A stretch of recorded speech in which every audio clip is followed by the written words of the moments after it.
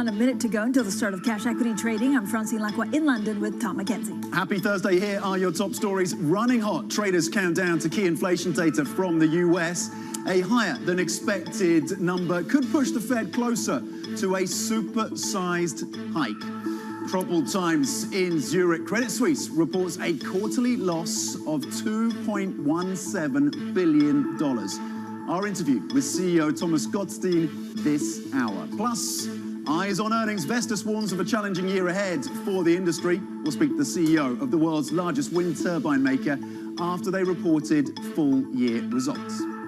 A lot of focus, of course, on the futures, Tom. Now, it does seem like we're getting a little bit of a lift out there across the board. Certainly, we have a lot of earnings. Last time I counted, I think we have 15 companies in Europe, and then we have Coca-Cola and PepsiCo in the U.S. Disney really with some blowout earnings. But it's inflation day. That's all anybody cares about, to see if we have repricing of Fed expectations. Yeah, we had the bond market turmoil at the beginning of the week, and then the shift to earnings. That's been catalyzed, and we've had the French banks coming through strongly. The question marks, of course, continue over Credit Suisse, and we'll have that important interview coming up.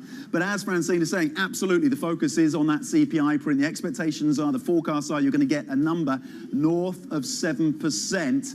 And how that builds into the views around rate hikes from the Federal Reserve, of course, will be crucial. Let's check in then on the markets. The context being you've had 3 straight days of gains. Even if they've been relatively modest across the European space, stronger stateside. You're seeing gains of 0.2% this Thursday, building on those 3 days. You could get 4 days of gains, but the CPI number is going to be crucial to that. 0.3% upside for the Spanish IBEX. The CAC 40 in France is up just by 0.1%.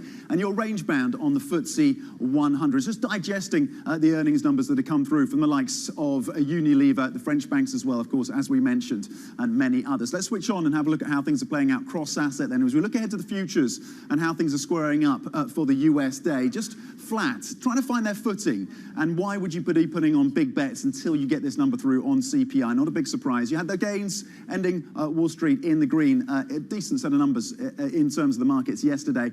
But again, you're going to be waiting for that catalyst. The 10-year is currently at 192. Goldman Sachs, by the way, changing their view and updating their forecasts for both the 2s and the 10s. They now see the 2s at 1.9% by the end of this year and 10s at around 2.25 by the end of 2022. Brent is at $91 a barrel, just up 0.1%. And some within these markets suggesting that shale, US shale, could be coming back to the markets with prices at these levels, and maybe that will dampen the kind of upside pressure you've seen in oil. Bloomberg Dollar Index is currently range bound. And again, the correlation or not that we're seeing with yields, and if you get a number below that 7.2 for the CPI, does that put pressure on the greenback? Francine? Yeah, it certainly probably will put pressure on the greenback. Tom, if you look at some of the pressure that a lot of the companies are feeling, and we saw that with that fantastic interview from Unilever that our Danny Berger did, is that if you don't increase prices in this kind of environment, then a lot of investors will actually punish you. Now, out of the Stocks Europe 600, a lot of the focus is on the companies, of course,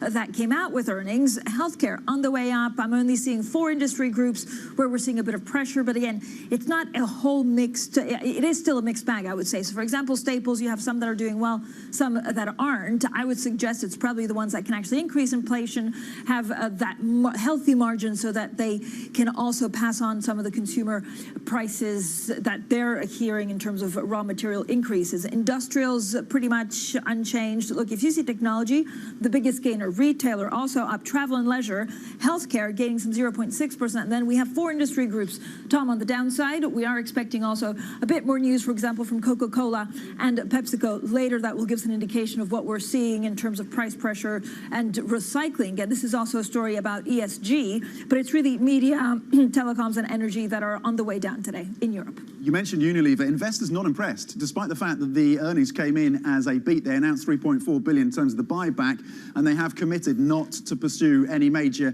acquisitions after that failure to take and buy GSK's consumer health business, currently now down almost 4% for Unilever. So big question marks remain for this business. SocGen, what a strong beat. Gains of 3%. Every single part of this French business outperforming versus the estimates. It was a record year for the French lender. Siemens Energy currently gaining almost 7%, despite the fact that they came in with a cordon net loss, and they are continuing to see the impacts across particularly the wind part of the business, the turbine part of the business, Gamesa, and the impacts there in terms of supply chains and input costs. Nonetheless, Siemens gaining 6.3%. We'll see what the read across is to Vestas. We're going to be speaking to the CEO there about exactly those issues, supply chains and input costs. Francine.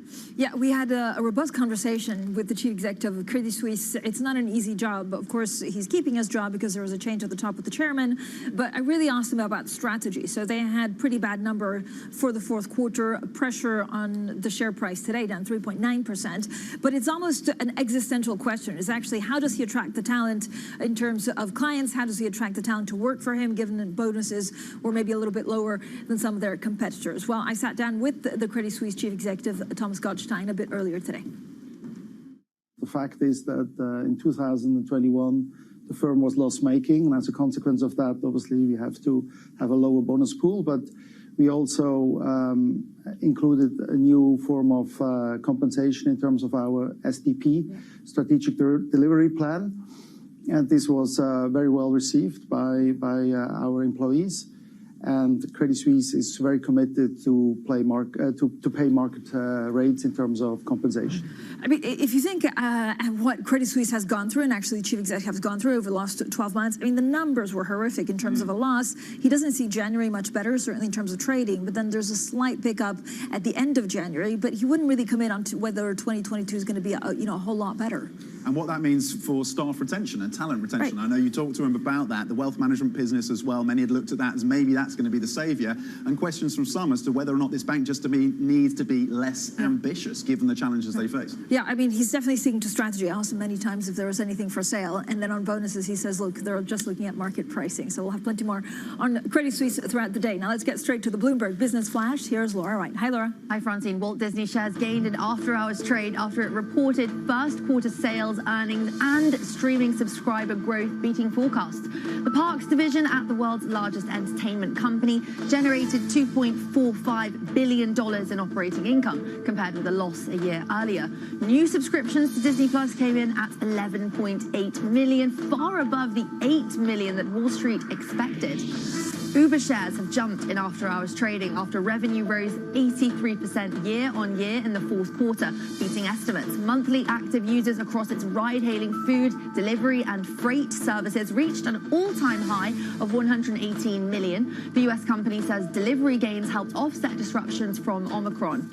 Prudential CEO Mike Wells is to step down after more than 6 years at the end of March. The London-based insurer says it will search for a new CEO who'll be based at its Asian headquarters in Hong Kong. Wells took over in 2015, and he is behind the company's increased focus on Asia. That's the Bloomberg Business Flash. Tom, Francine. Laura, thank you so much. We're looking at Siemens. I mean, it's pretty incredible, actually. The share prices are rising 7% after earnings that beat expectations. It does seem, as we were saying in the past, that actually it's binary. You do well, your shares soar. If you do badly, you really get punished for it. And this is a company that, despite the fact they've come out and said, look, there are still challenges around Gamesa and the wind turbine part of the business in terms of those input costs, steel and supply chains. But nonetheless, they did come in with better results than the markets had expected, and now being rewarded for that. Yeah, now let's get back to the key market drivers with our markets editor, Christina Kino. Christine, this is actually a theme that we were talking about yesterday, and so it ties perfectly into the CPI number out of the US, but it's the fact that if investors see that you can push up prices to make up for your own rising costs, then you're okay. Absolutely, Francine. It's all about that pricing power and a question of which companies have it and which companies don't. And the share performances of these companies as they report their earnings and we get a look at their costs really tells the story of how investors are judging the post-easy world of easy monetary policy and a new era of rising yields. It's really all about whether companies are able to pass on that cost to consumers and whether their consumers are willing to take that on because they have a good enough product. How do those earnings inform the value growth debate? Yeah, very interesting, Tom, because, you know, as we know, we've heard this time and again in Europe is going to be finally the year of value, especially in this world of rising rates and rising yields. But now we've heard from the likes of Goldman and Morgan Stanley declaring that actually it's a good thing that the ECB, for instance, is thinking about potentially pivoting to a more hawkish stance because it just reflects the health of the economy. And that normally is a great environment for growth stocks. And, you know, we're starting to see that momentum of value in Europe starting to slow a little bit against the growth stocks. And so if really this idea that we're in this more hawkish environment because growth can withstand it, then that could potentially be a knock on the value proposition and once again stymie the revival of Europe value stocks over growth. Christine, so the big one, CPI today, 1:30 p.m. UK time. What does it mean in terms of reaction functions of the markets if they, you know, surprise miss or surprise beat?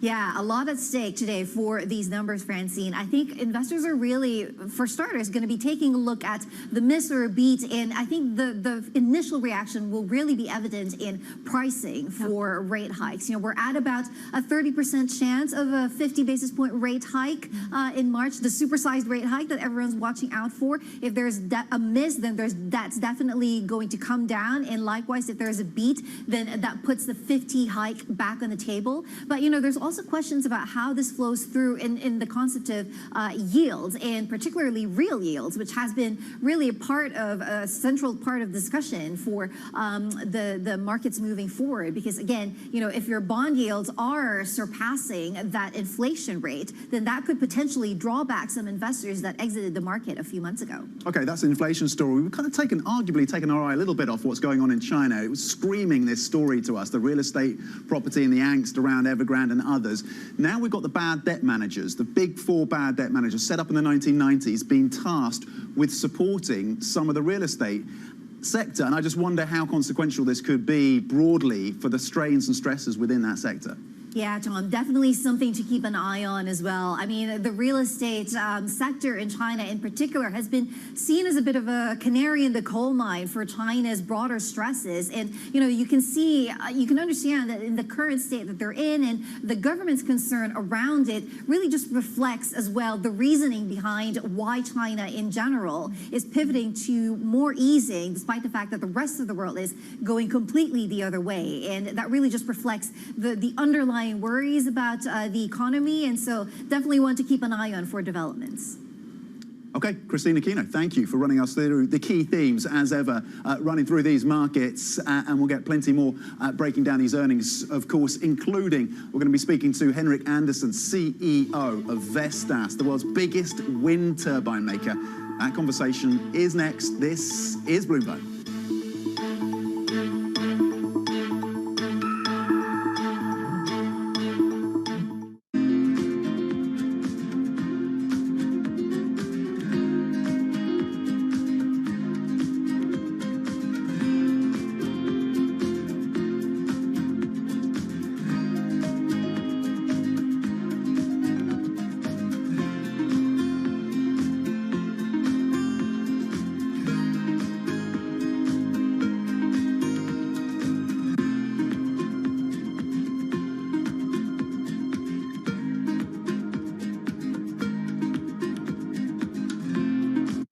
Is this going to primarily be chips for your own business, or is this going to be more centered around the foundry business and external customers? It's going to be both. And what we said today is we're announcing 2 fab modules. It's a large location, 1,000 acres, because I'd hope to build out a full 8 fabs or more on this location. And, you know, if we do that full project, it would be $100 billion over the course of the decade or so. So a massive project, initially 3,000 jobs, 7,000 construction workers, supply chain, et cetera. I mean, this is just fabulous.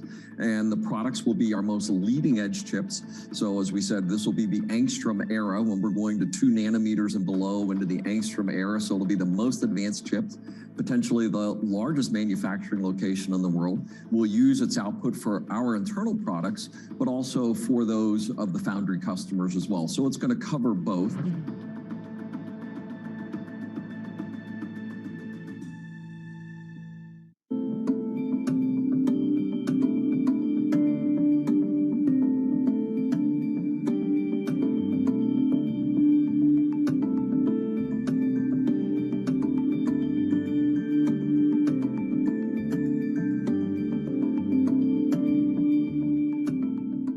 What's happening on Wall Street? It's the basic law of economics. The Fed is telling us this is transitory. Need to catch up? This is Bloomberg Wall Street Week. I'm David Weston. We've got the information and insights. David, you just hit the nail right on the head. From businesses most influential and instrumental. And that's the way you run good risk management. But we need to invest in our systems. Bloomberg Wall Street Week premieres Friday with replays all weekend on Bloomberg Television and Radio.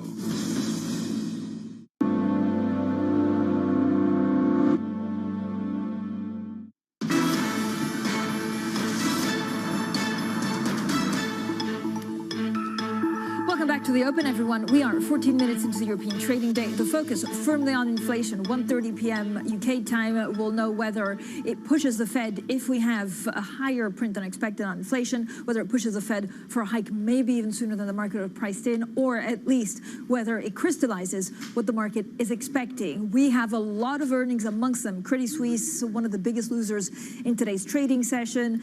Not only did the bank actually post a quarterly loss, but it does seem that a lot of traders are now questioning the higher compensation plans this year. The bonus pool, for example, was 32% lower versus 2020. And what that means, Tom, is that it's really difficult to attract top talent or even retain them. A different story indeed for Siemens, the engineering behemoth, of course. The stock currently up more than 7%. This is after they forecast decent order growth in the fiscal first quarter. They're spinning off a couple of the businesses for about $1.6 billion. Still struggling, they said, still cautious around some of the input costs and supply chains, but the earnings came in better than expected, and now you're seeing the shares up more than 7% for Siemens. Okay, let's stick with the earnings story. Vestas slashing dividends as supply chain issues and surging energy prices eat into profits. The world's biggest supplier of wind turbines has proposed a cut to shareholder payout of 78% for 2022. This is supply chain holdups and rising commodity prices squeeze margins at the Danish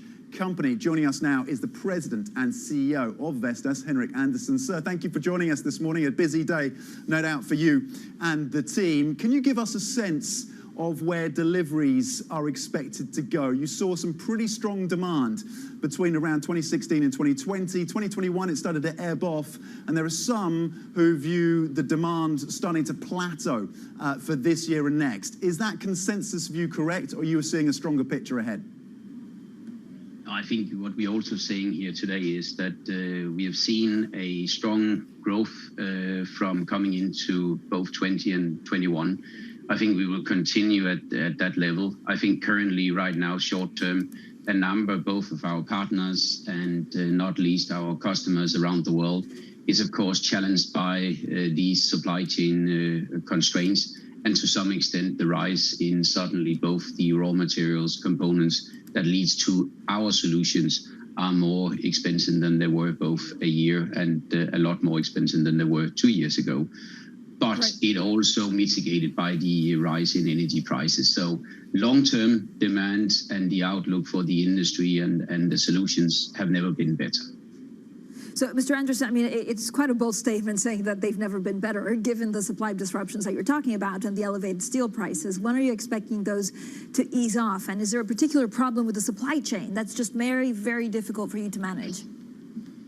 I think here, in all respects, if I go back to 2021, we've been able to deliver 16.6 gigawatt. We have had nearly 30,000 colleagues fully mobilized around in more than 30 countries to do these projects. I think that's a testament in itself with basically a whole world that has been in a complete lockdown. We are just saying we can't see currently an ease to that. I think some of the transportation giants have already now released their accounts and saying it's probably going to take another year before we are out of some of these constraints. I wish, from a Vestas point of view, that it was the case that it would ease up earlier, but we have now learned to live and mitigate with it. And I think that's a testament to the resilience we have built in Vestas, and also for our partners, super important that they can actually rely on that our turbines will start producing the electricity on time when they count on that. Okay, so this is important. We have a time frame then of about 12 months, you think, until we're through the peak of these pressures. What does it mean for margins for the business? Are they starting to bottom? Can you start to see healthier margins? And in what kind of time frame? Two observations. We said we had a guidance now for 22 that is between 0 to 4%. That indicates that we will be somewhat in the low part compared to this year. We also can see if there is an ease, of course, that will help us through 22, which we don't believe. So we are coming cautious into 2022. For that matter, we will fight hard to mitigate these things, and we can see it just from a pricing and an average selling price that we have something nearly 15 to 20% higher when we compare the ASP to just 4 to 5 quarters ago. Right. Mr. Anderson, talk to us a little bit about politicians and whether you're giving enough support. Are they too slow in going through this transition? What do you need from politicians today to make it easier and get us on a greener path?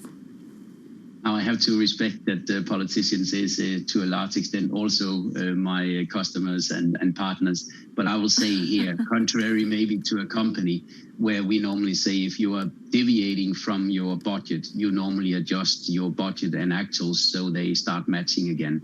I still see, and I encourage everyone to think long term. But when you make increased targets, then actually it means what are you going to do short term in permitting and others to get your actual doings closing in on your, what I will call in some extent, aspirational targets. I think that's still one of the things we are working hard on in the whole energy transition is don't just put up a vision, but actually put up actual executable targets and permitting behind it. When the permitting slows down, it takes longer to get the CO2 replacement up. And that's probably one of the biggest challenges compared to the supply chain. Okay, this ties back to your point about prices. You've increased prices 15 to 20%. Are your customers able to absorb that? Are you hearing anything from them about concerns about these elevated prices? I would say similar to our private life, I don't think I ever called somebody and asked for a price increase. So when you come into this dialogue, it always comes that we can, for many reasons, document why the energy solution is higher priced. I think the whole matter here is there is an imbalance, and there has been an imbalance at least for the last 12 to 18 months, where electricity prices goes very fast up. If people have secured their offtake or the PPA known as, then of course you will have a solution that is becoming more expensive compared to the electricity price. We will have to work diligently through that over the coming quarters. And then we can see customers are adjusting to that because the industrial customers and us as consumers are now getting used to the fact that electricity and energy prices won't be for free, but they probably won't be at this level forever either. Mr. Anderson, talk to us a little bit about offshore. When could the offshore market eventually take over from the onshore one? I don't think we should talk about taking over. I think it's a combination of green renewable solutions in combination that will support the energy transition. So it's the ramp up the offshore. It's happening as we speak. Installment last year was in excess of 6 gigawatt. But when we look towards just the coming to the end of this decade, we're talking about a market that will be probably in excess of 30 gigawatt. And that's the exciting part of that scalability build. But it also comes with a combination of that we will still see onshore growing from currently around 60 to 65 gigawatt. Interesting. Thank you so much, Henrik Andersen, their President and Chief Executive Officer of Vestas. Now, coming up a little bit later in the program, we continue our earnings watch. Credit Suisse shares sinking after earnings. They were down some 4% last time we checked. More of our interview with the Chief Executive in just a few minutes. We talk bonuses, we talk inflation, and we talk trading in January. This is Bloomberg.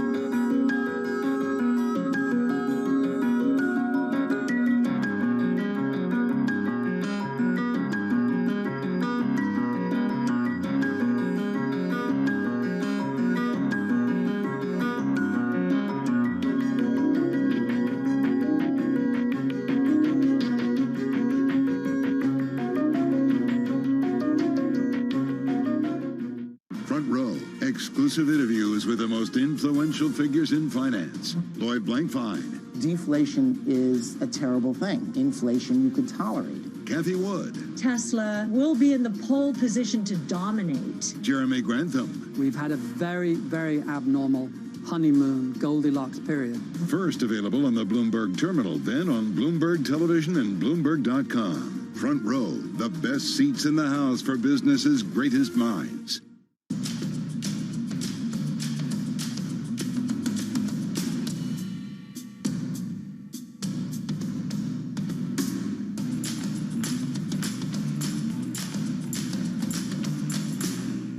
The company grows, there are more challenges. What do you worry about the most? The market opportunity for us is enormous, and so our challenge is to continue innovating, driving, and pushing ourselves every single day to go after the most attractive profit pools in this incredible global beauty and wellness market.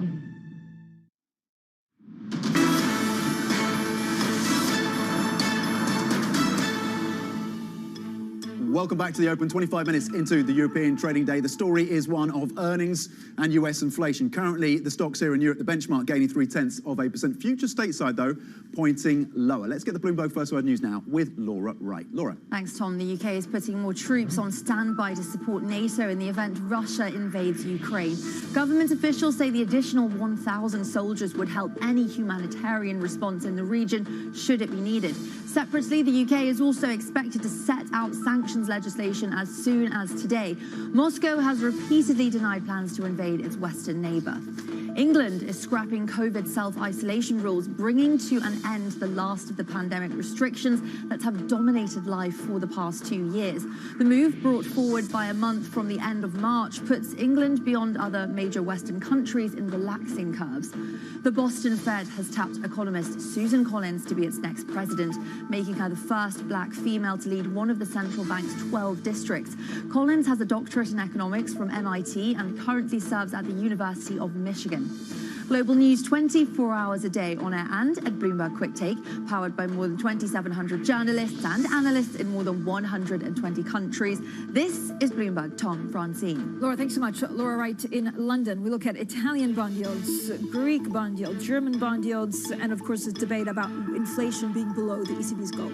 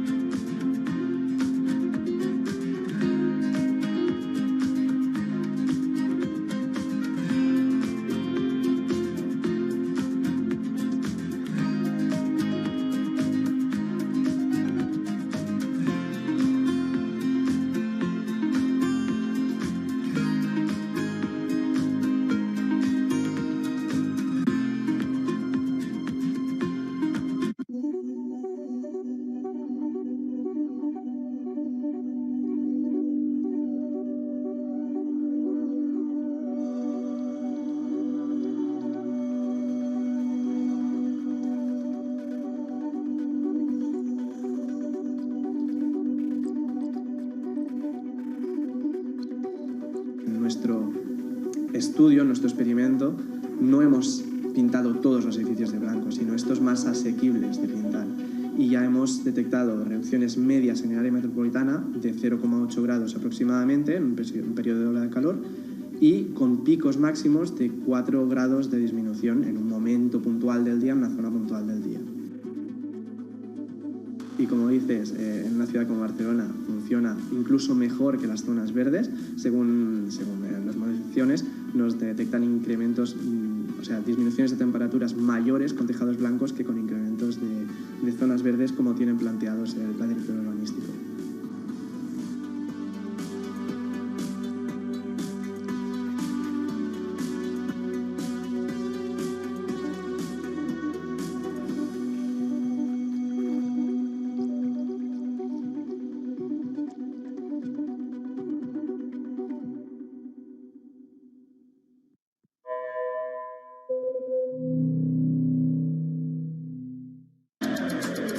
Here in London, in Sydney, in San Francisco. 9 a.m. in Beijing and Shanghai. Good morning, everyone. Have a great evening. So recap the headlines. You do not want to miss this story. How are you thinking about those dynamics? However you get your news. This is Bloomberg Daybreak with Lee. On Bloomberg Radio. Welcome to Daybreak Australia. This is Bloomberg Technology. This is Bloomberg Green. On TV, radio, and the web, this is Bloomberg.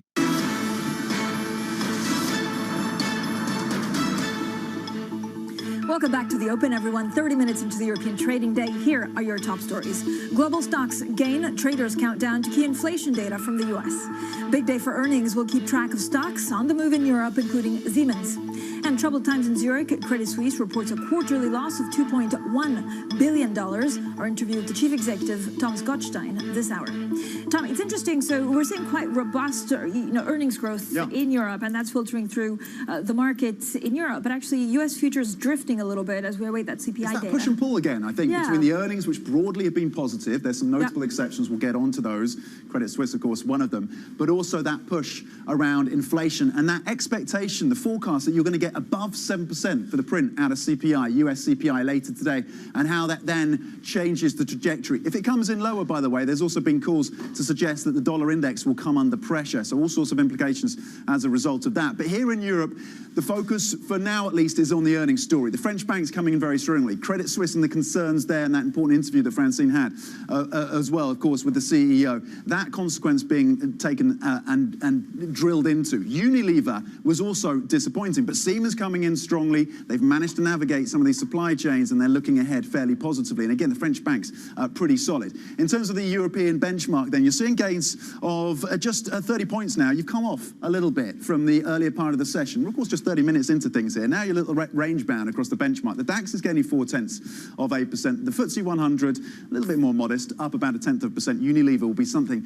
of a drag there. Let's change it on and see how things are breaking down sector by sector then. Again, as we weigh up these earnings. Travel and leisure gaining more than 1%. The UK has come out and said they're scrapping all of their restrictions around COVID a month earlier. That is the expectation. Industrials is coming up 0.7%. Siemens will be part of that. Insurance also up about 0.4. But you have a number of sectors still in the red. So a little bit of range-bound picture. Again, in terms of consumer, media, finance, down between 6 and 0.8%. 30 minutes into the trading session. It's about earnings, but it's also about inflation. And we've got a chart that illustrates what's going on, Francine, around CPI and the makeup of this. And I'll bring you in just a second, but energy prices really important and have been a real driver in terms of what we're seeing. When you could break down the composition of these energy prices, of this CPI, I should say, energy prices there in yellow. And the bottom as well, services, blue. They've been a strong part of this as well. So how we take apart the inflation picture and the data comes through in the US later will be important. Yeah, and of course, what's also important, which is one of the points that Philip Hildebrand of BlackRock was saying yesterday, is that you could have a spiral of inflation pushing up, but also because the Fed has turned more hawkish, the market is pricing more hawkish, and it puts pressure on other central banks, which is why the Riksbank actually leaving the key rate unchanged at 0% is a big deal, Tom, because we were, thinking that they were definitely feeling the heat amid all of this hawkish peer pressure, not only from the Fed, but from the Bank of England and possibly from the ECB. Yeah, absolutely. The Reserve Bank of India as well, by the way, holding pat. So there are some central banks that are taking a pause here. And we're going to be speaking to Wei Li of BlackRock shortly, and she certainly thinks that maybe the markets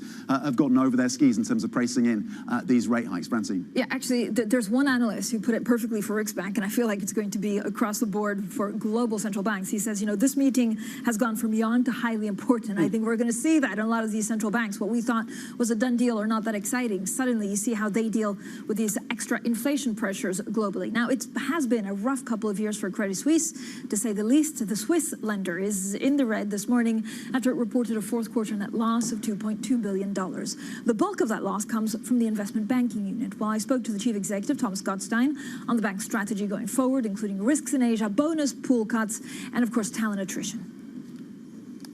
The fact is that in 2021, the firm was loss-making, and as a consequence of that, obviously, we have to have a lower bonus pool, but we also included a new form of compensation in terms of our SDP, Strategic Delivery Plan, and this was very well received by our employees, and Credit Suisse is very committed to pay market rates in terms of compensation. So what's your pitch? What makes you... The pitch is that Credit Suisse is the second largest wealth manager in the world outside the US.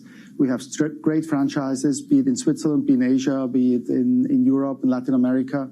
And we have very strong franchises in the investment bank. And it's a great franchise, very client-focused, very entrepreneurial, with a very strong focus on an improved risk culture. Is there a company that you look at and use as a template to turn around Credit Suisse? We have 165 years of proud history.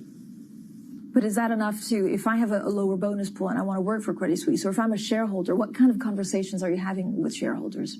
Listen, we have so many people who want to work for Credit Suisse, and whether it's in Asia, whether it's in Switzerland, whether it's in Europe, whether it's in the US. So this is an ongoing recruitment efforts that we have, like all the other banks have. So Credit Suisse is a very attractive employer.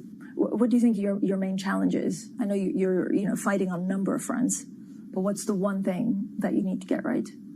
Well, our clear priorities for 22 is to implement the strategy, to be fully focused on an improved risk culture, and to be very much engaged with our clients and to regain the client and revenue momentum. Under what circumstances would Credit Suisse be for sale? We have a very clear strategy that we will pursue. It's based on strengthening the bank with a very strong capital base, simplifying and investing for growth. Talk to me a little bit about Asia. So this was, part of the strategy is a key pivot to Asia. If you're taking less risk in Asia, or actually, I guess allowing less leverage to your clients, how will that impact that business? We have a very long-term strategy in Asia. We see a huge opportunity there. The growth opportunities are very attractive. It is not a market you go in and out. Other banks have gone in and out. We have been committed to Asia. It's very clear that at the moment China is somewhat less predictable in the short term, but the opportunities across the whole region are tremendous. We are fully committed. We are investing in Singapore. We're investing in Greater China. We're investing in India. We're investing in other areas. So Asia continues to be absolutely core to our growth strategy, and nothing changes. What kind of conversations are you having with your main shareholders? Are they asking anything of you? I think the shareholders are very focused that we are now sticking to the strategy. We have a strong balance sheet, that we want to be a stable bank, and that we are implementing what we have announced in November. Why not publish the Green Seal report? The Green Seal report was completed. It was shared also with FINMA. The board took all the relevant decisions with respect to disciplinary actions internally. But given the ongoing efforts in terms of retrieving the money from the various obligors, at the moment there is no intention to publish the report. Do you think it will be published at a later date for the sake of transparency? There are no plans to publish it. No, it was an internal report which was commissioned by the board, and there are no intentions to publish it. You've had a tough 12 months. Is that fair to say? Yeah. I mean, it hasn't been dull. Definitely not dull, no. But is 2022 going to be any better? I hope so, and I am confident it will be. What was the hardest thing in the last 12 months? Well, there was a lot of distraction, obviously, with dealing with the Archegos and the supply chain fund issue was not an easy thing, and we had to go through a very detailed, inward-focused period where we really had to review all our risk positions, our risk processes, and to really invest. But we have now really a strengthened team. As you know, we have 7 new members of our 12-man executive board, and we have really a great team together. We are energized and we are focused now on implementing the strategy in 2022 and beyond. So really, the Credit Suisse chief executive there, Thomas Gottstein, speaking to me a little bit earlier, it's very clear, Tom, that it's a big job just because that loss was so much bigger than expected. And now he's saying, look, the only way of being more efficient is to focus on the core. Shareholders having a lot of questions on the bonus pool. I mean, I know they're trying to do some kind of special pool to make sure that they retain top talent, but the stock price was down 4%. One line that really stood out for me was when you pushed him on the Asia part of the business and he said nothing changes. Is that a problem, given that the wealth management part of the business in Asia, that attraction of clients who are more into having a higher risk exposure and, of course, putting in place their own measures to reduce some of that risky behavior has meant that some of those clients have moved elsewhere. If nothing changes, how do you get them back and how do you grow that business? Yeah, and I think this is one of the main questions actually for shareholders, but also investors, is that Credit Suisse was doing extremely well in Asia, maybe because they were taking more risk, giving more leverage, they were giving out loans easier. If suddenly you tighten the ship and take on less risk, then do you just become another bland bank like the UBSs of this world? So the problem is that if everyone's focused on the same segment, how do you become different? Not different as in there's a scandal after another, but different in a good way so that people want to bank with you. And it was very clear as well, Greensill report, you pushed them on it, not coming out. It's not going to publish it. They published Archegos, but they're not doing the same with Greensill. Interesting decision-making there from Credit Suisse. What a fascinating interview as well, an important story across the banking sector as well. Okay, coming up next, we speak to Wei Li, Global Chief Investment Strategist at BlackRock. Her views ahead of US CPI, more on the markets. She thinks the markets are getting well ahead of their skis and pricing in these rate hikes. Stay with us. This is Bloomberg.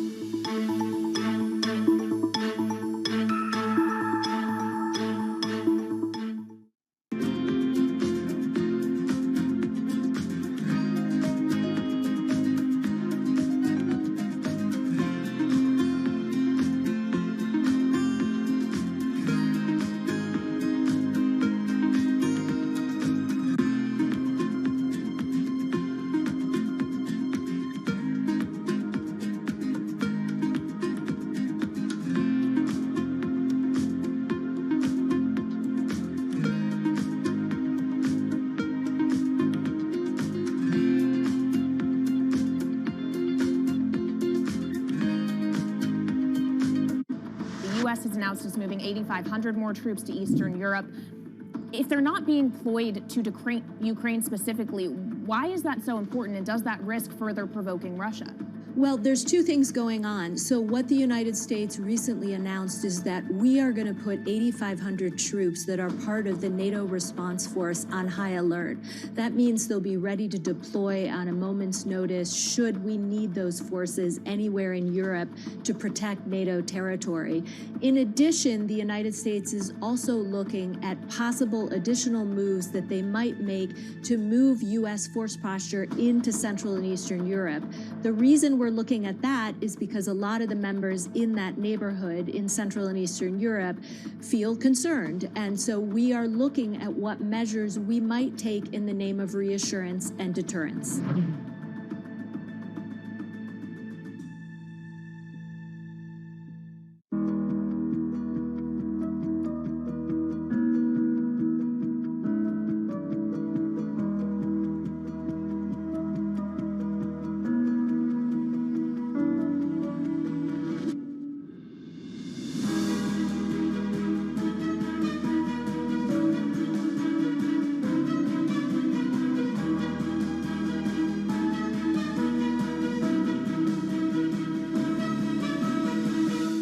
I think what we've seen during this period of time is that Communicating via video is not a fad.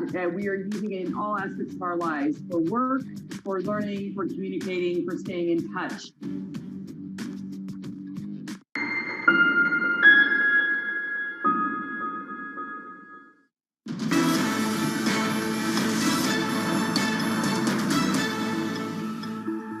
Welcome back to The Open. Investors are bracing for what could be the hottest US inflation print since 1982. January CPI data due out later today is expected to show a 7.2% annual increase in consumer prices. Anything above that will add to the chances of the Fed making its first 50 basis point rate hike since 2000. Joining us now is Wei Li, Global Chief Investment Strategist at BlackRock. And Wei, we definitely want to get into the details of inflation and how you see that playing out in the months and years ahead. But the top line is, if we get above 7.2%, if we get a number significantly above the forecast, does it change your view that the markets are currently pricing in too many hikes? You're very clear about this. Central banks, and I'm quoting from your note, are talking tough, but they will not hike aggressively. If we have even more elevated inflationary print today, I think that definitely adds pressure for more rate hikes being brought forward, right? We have seen incredible repricing so far year to date, bringing forward future rate hikes. But in our view, what actually really matters is the cumulative rate hikes priced in for the whole cycle. And what we have seen so far is that despite the significant repricing, terminal rates have not really changed much at all in the case of the Fed. And we think that that is warranted in that raising rates to fight inflationary dynamics that is very much supply driven is not going to do much because it's supply driven. You know, raising rate is not going to help solve supply bottlenecks. So yes, right now the central banks, including the Fed, they are optimistically looking to sound very tough on inflation. But we will have to see if they indeed walk the talk later down the line. Wait, how much pressure is this putting actually on other central banks? So we were hearing from the Riksbank, you know, this was meant to be a dull meeting, but actually it wasn't, because you wanted to see the read-across effects and whether the spiral of inflation actually, you know, went to more places than just the US and Europe. Are we going to see more of that? Indeed, given the strong correlation between G10 rates, there is a feed-through effect, and also inflation global dynamics being imported across. There is also that transmission mechanism as well. And you talked about Riksbank, but indeed what we have also seen is that if you think about the latest ECB pivot, you know, previously ruling out 2022 rate hikes, but now not doing that anymore. I think what we're seeing really is collectively central banks, in the face of very elevated inflationary pressure, again driven by supply constraints, but nevertheless really, really elevated, central banks are looking to sound very, very tough. But ultimately, we believe that we're still in a cycle where the cumulative response should be more muted in comparison with previous cycles. So if they do carry out more rate hikes through the whole cycle than previously expected, that is yet to be seen. What we have seen so far is bringing forward future rate hikes, but not actually adding to the cumulative rate hikes. And I think that distinction is really, really important for risk sentiment. Does that mean the markets are getting it wrong? When we look at BTPs, for example, on the periphery of the Eurozone, you're seeing a 5 basis point move up in yields. Today, we had the action, of course, earlier in the week, where we had this significant sell-off across Greece and Italy. Is it being overdone? And is there a level on BTPs over bunds that you look at, that you focus at, that would be a trigger for concern? We have seen significant spread widening in peripherals, triggered in part because of the ECB somewhat hawkish pivot.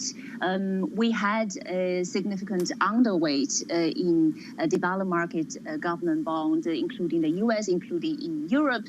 But our expectation for yields to push higher is materializing a lot faster than we expected. So what we thought would take place in terms of yields pushing higher and spread widening out, that would take place through the course of this year, is actually quickly materializing within the first quarter of this year. So as a result of that, we lowered our conviction to significantly underweight, well, in this case, U.S. government bonds to modest underweight, but the tendency, the direction of travel would apply in the case of European government bonds, including peripheral as well. So year-to-date repricing definitely quite significant, and also within a short period of time, there is a tendency to want to fade that somewhat by lowering some of our strong conviction to go on underweight here.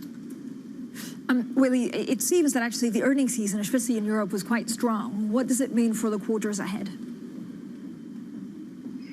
Well, indeed, actually, that's a really interesting observation. So far, if you think about the market mood music, it's very much driven by rate repricing, inflationary pressure. What does that mean for central bank policy? But it is our expectation that as rate volatility comes down, and it will come down as we cut through confusion, fundamentals will prevail. And here, fundamentals are actually really still very robust. You talked about earnings. It's very strong in Europe. We're talking about record breadth in terms of top line beats, and it's also really quite strong in the case of the US as well. Yes, it's less beat compared with last year, really elevated levels, but we're still talking about really high levels versus historical levels, and also margin continues to be very strong. So we believe that because of the strong fundamentals on the earnings front, we're actually still comfortable with our modest pro-risk view across developed market equities. And the year-to-date repricing that we have seen so far actually also makes the valuation point incrementally more appealing. Where does that modest overweight take you in terms of themes, in terms of sectors, in terms of regions? Actually, currently, we have, in terms of region, a preference for developed market equities, specifically US, Europe, and Japan, over emerging market equities, where we are currently a bit more selective. So top down, we are neutral emerging market equities, but within that, we have a modest preference for China market, supported by the easing tendency of the PBOC, which really stands in sharp contrast with DEM central banks. So really a bit of a policy divergence characterization for 2022. In terms of sectors and in terms of factors, we continue to advocate a barbelling approach. So as we continue to see supply constraints, getting exposure to cyclical sectors is warranted in this environment. But broader than that, we continue to want to have exposure to secular growers, including technology, even as they get beaten up so far year to date with rate sensitivity, because we believe digitalization trend across non-tech sectors is just getting started, and this is really a trend that is here to stay. Weili, thank you so much for all of your insight. Global Chief Investment Strategist at BlackRock. Now, coming up, we'll have plenty more, of course, stocks on the move, including Unilever to the downside this morning after a troubled period with activist pressure. Our great interview, our Danny Berger speaking to Alan Jope. This is Bloomberg.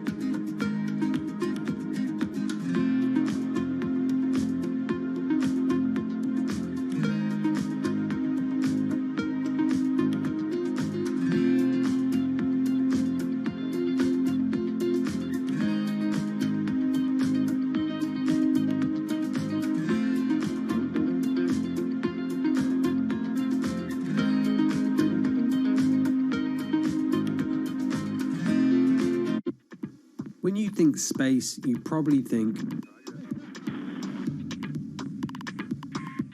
one space agency that travels under the radar is ESA, which is surprising considering what the European Space Agency has achieved and how vital it is to the global space industry. We've collaborated with pretty much everybody who is involved in space exploration. But ESA wants to be a leading force in furthering humanity's mission into space. Commander Ground, do you copy? Copy. If we want to have successful human missions to Mars, we are going to have to learn to live and work off-world in a different way. The place where we are going to learn to do that is on the moon. Can ESA help humanity take its next giant leap?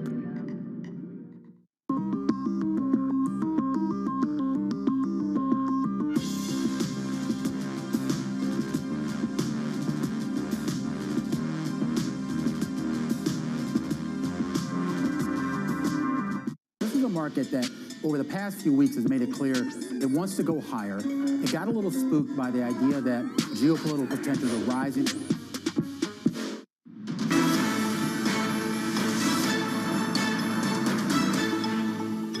Welcome back to The Open, everyone. Let's dig into some of the stocks on the move. Joining us is Bloomberg Daybreak Europe anchor Danny Berger, who had a fantastic interview with the Unilever chief executive. I mean, he wasn't all too pleased being, of course, challenged on his strategy, which is exactly what shareholders are doing. Exactly. There's been a lot of question about his strategy. The shares dropped 10% when they announced this GSK acquisition that, of course, they ended up not going through. Well, the immediate reaction was a fall for Unilever shares, falling more than 4% at one point, clawed back some of those losses. Seems like analysts are mostly disappointed about their margins underperforming. But within this, yes, there's this question of have they changed their strategy? They said they're no longer pursuing big acquisitions. So I did ask CEO Alan Jope, what has the interaction with shareholders been like?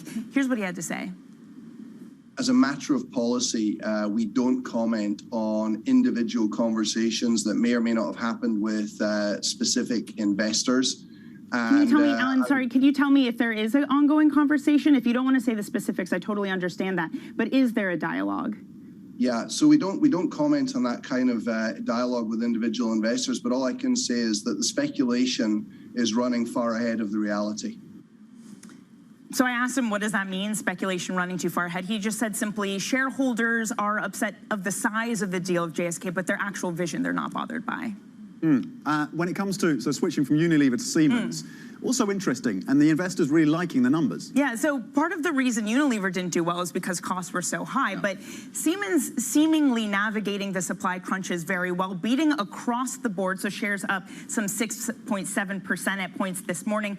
They've also announced last night that more of a streamlining process. They're selling two of their assets. They've called them non-core. One's EV, another one is a mail business. So they're trying to focus more on technology, seeming to please shareholders. Okay, the biggest business story really of the day. Forget Unilever, put Siemens to one side. Snoop Dogg I knew we were going buying here. Death Row Records. You had a sense we were going there. What an entrepreneurial pro this guy is. He's buying Death Row Records, set up in 1992. He used to be part of the mix. Yeah, and I learned from you, Tom, also speaking of entrepreneurs, to go see him perform at the Super Bowl. What is it, $7,000 a ticket? Yeah, something like that. Would you stump up for that? I mean, inflation is also hitting the Super Bowl tickets. I mean, we saw, we're talking about dress. I mean, Chanel actually increased prices by 40%. We had a great story on the Bloomberg Terminal on that. That hit home with me, absolutely. Yeah. My Chanel dress collection. But this is a huge problem. If you tie inflation, and actually this is the conversation we had with Merck Mercuriata, is if you buy a lot of these great songs, you negotiate so far in advance, you can't hedge for inflation. Bob Dylan selling, Snoop Dogg buying. There we go, the music business. Okay, stay with us, European Market Open. Surveillance is next. Stay with us, Bloomberg.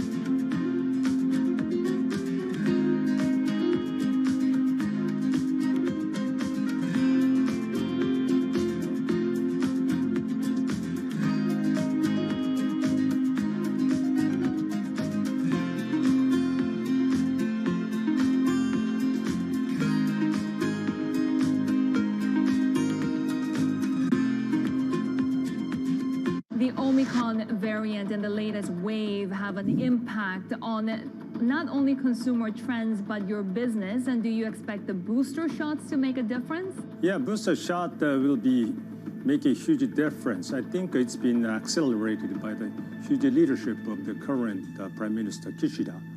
And I'm hopeful that our business will come back in Japan around perhaps mid-February to end of February, because we expect that a peak time will come around that time. And then the government will shift toward the reinvigoration of consumer. That will help us. And we had seen the huge comeback of the business in December when the things were toward the normalization. So I believe the business will come back, and I'm very much hopeful. Bloomberg has enhanced search on the terminal to deliver what you need when you need it. Now, you can simply type phrases in everyday English in the command line. Compare financials. Find people. Analyze markets. You can enter phrases or ask questions. What do you want to know today? Ask a question or visit SearchGo to find answers now. How difficult was it to go to investors and say, invest, give money, put money into a travel tech company within this environment? It wasn't that difficult because TravelPerk is doing much, much better than the rest of the industry. In fact, we are at the moment growing at 4 times revenue of pre-COVID numbers.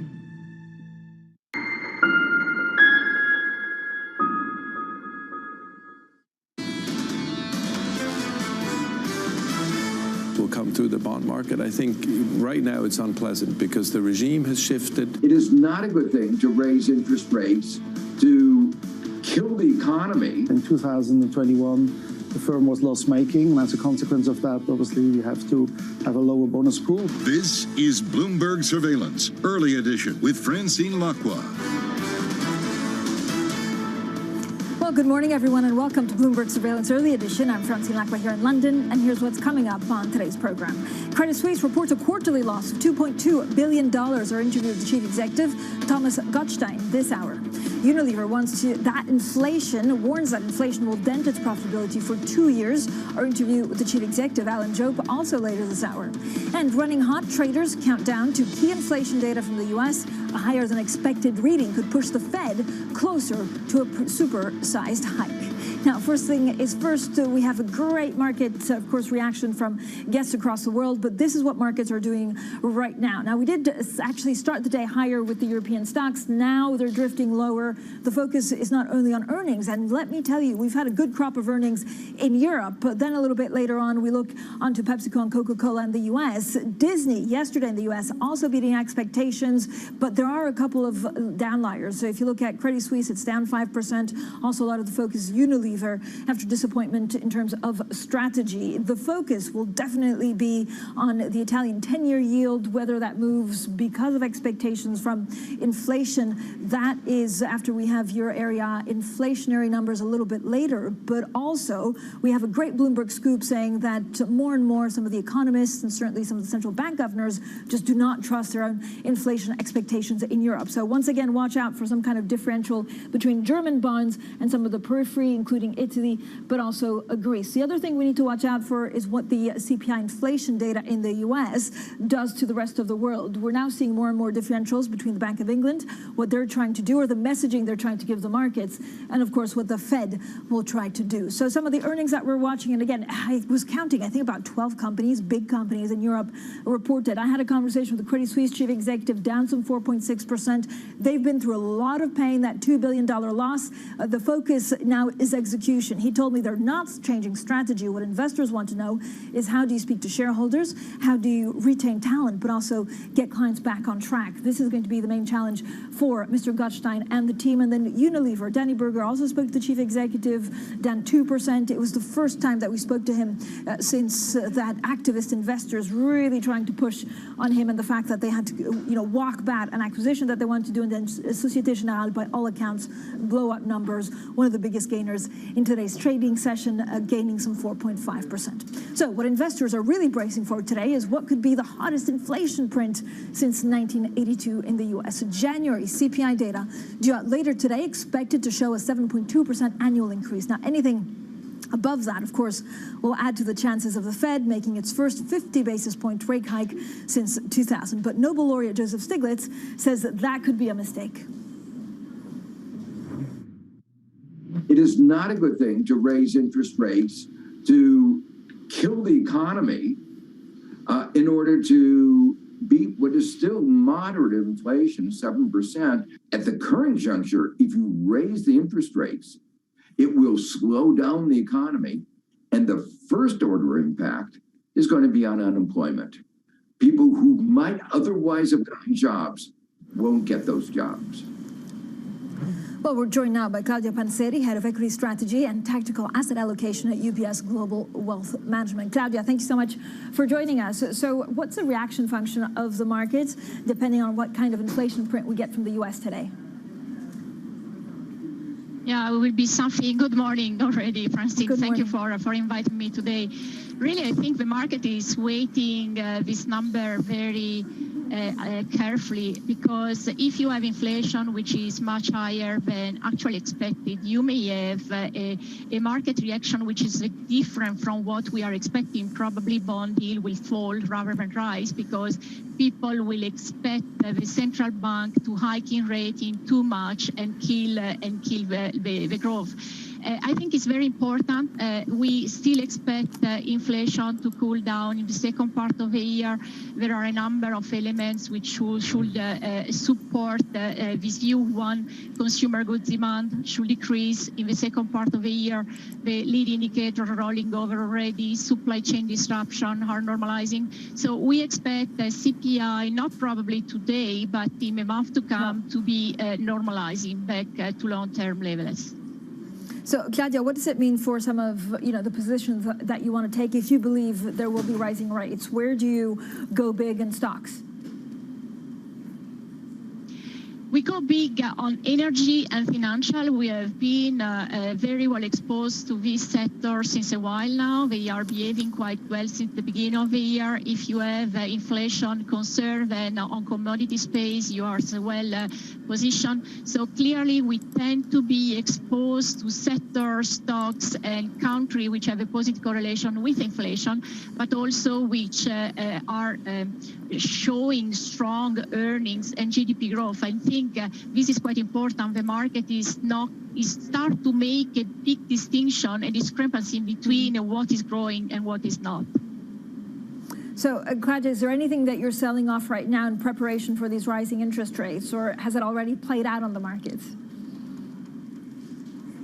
We are already well positioned. We this since last year, this short duration already. The market has been repriced quite well. Central bank, the market has been ex-tech, but the overall market ex-tech has been quite resilient. And I think the growth on the earnings side, as you were mentioning before, is a key leading indicator to watch.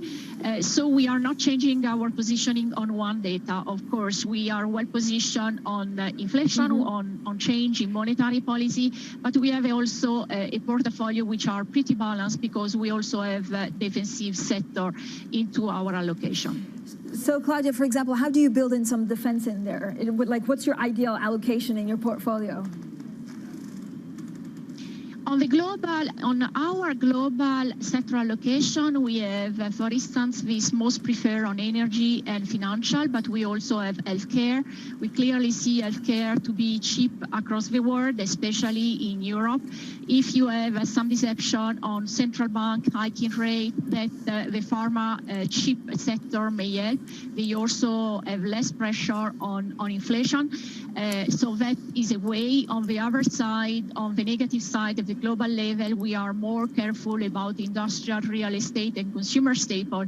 We are concerned on some defensive day that inflation could have an impact on margin. So we think healthcare is more protected than consumer staple at this stage.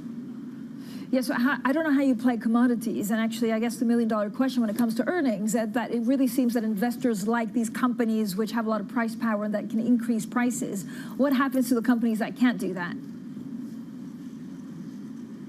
So on the commodity side, we have a double exposure. We have a double exposure because we are exposed to the energy side, clearly in our mandate and in our global sector allocation, but also through commodity themselves. So we have been rising our expectation and forecast for the brand for this year, and also the overall expectation on the overall commodity bucket is still very positive. We have a double-digit expected return from the coming months. So we are able to be exposed both to the stock side and to the commodities themselves. Then within the Eurozone in particularly, we also like materials, which is a mix between metal and minings and chemicals. That is another way to be exposed to commodities. Claudia, overall, I think the million-dollar question is whether if you see a hawkish pivot from the ECB, does this support a stronger economy, or is it just a supply issue? And I guess, you know, that changes everything. Yeah, that changed everything. I think the supply chain is not back to normal, but it's normalizing. The inventories are start to picking up. They are still very low. The number of finished products are increasing as well. So there are a number of elements which are telling us that the supply chain disruption is normalizing a bit, not back to pre-COVID level, but clearly there is less pressure coming.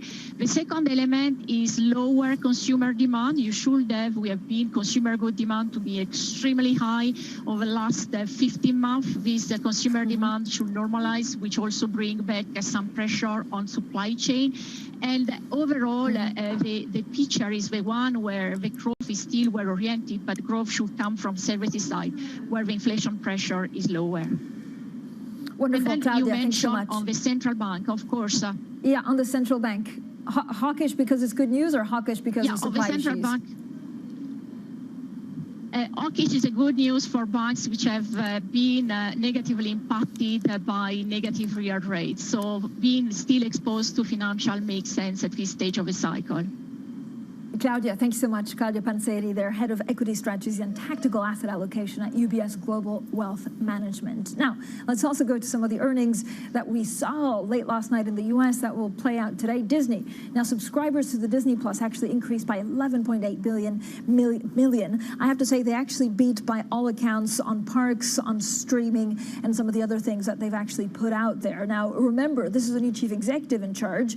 He's, chief executive of the world's largest entertainment company for 2 years this month. And of course, the current period is really the first time since the departure of the longtime Disney leader, Bob Iger. You can see that share price pre-market gaining some 7%. Also, Uber coming out with sales that beat estimates. This is because ridership has been resilient. That I'm sure is tied to the pandemic, but also they've just delivered more food and other things, maybe more groceries to a lot of people around the world. Uber pre-market gaining some 5%. Now, coming up, we'll be taking a look at the possibly the new sick bank of Europe. That's Credit Suisse. We'll have a full roundup after our conversation with the chief executive. This is Bloomberg.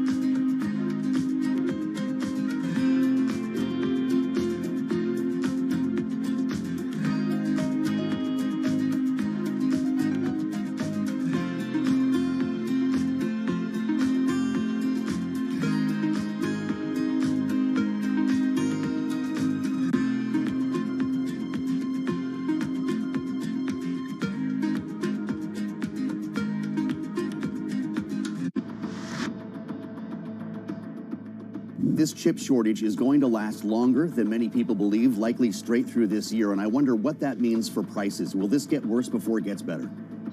I don't know that it will get worse before it gets better, but there's no reason to believe it's going to get meaningfully better anytime soon. The Commerce Department put that data out yesterday, and what it showed is that there's a real shortage. Demand is 20% higher than it was a couple of years ago. There's a huge mismatch in supply and demand. Prices are high. Prices are higher. So what has to happen is we need to make more chips. Unfortunately, there's no easy solution. The solution is increase domestic manufacturing of chips, which is what we need to do.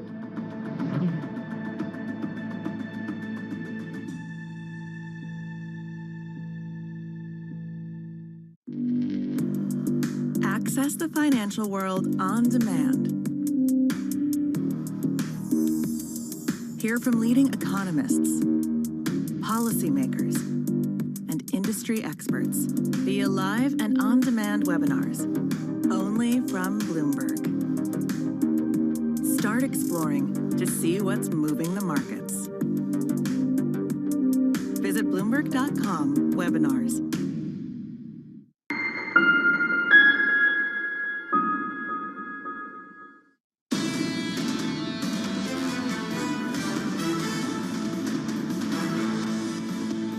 The fact is that in 2021, the firm was loss-making, and as a consequence of that, obviously, we have to have a lower bonus pool, but we also included a new form of compensation in terms of our SDP, Strategic Delivery Plan, and this was very well received by our employees. And Credit Suisse is very committed to pay market rates in terms of compensation. We have a very long-term strategy in Asia. We see a huge opportunity there. The growth opportunities are very attractive. It is not a market you go in and out. Other banks have gone in and out. We have been committed to Asia. It's very clear that at the moment China is somewhat less predictable in the short term. But the opportunities across the whole region are tremendous. We are fully committed. We are investing in Singapore. We're investing in Greater China. We're investing in India. We're investing in other areas. So Asia continues to be absolutely core to our growth strategy, and nothing changes. What kind of conversations are you having with your main shareholders? Are they asking anything of you? I think the shareholders are very focused that we are now sticking to the strategy. We have a strong balance sheet, that we want to be a stable bank, and that we are implementing what we have announced in November. Why not publish the Green Seal report?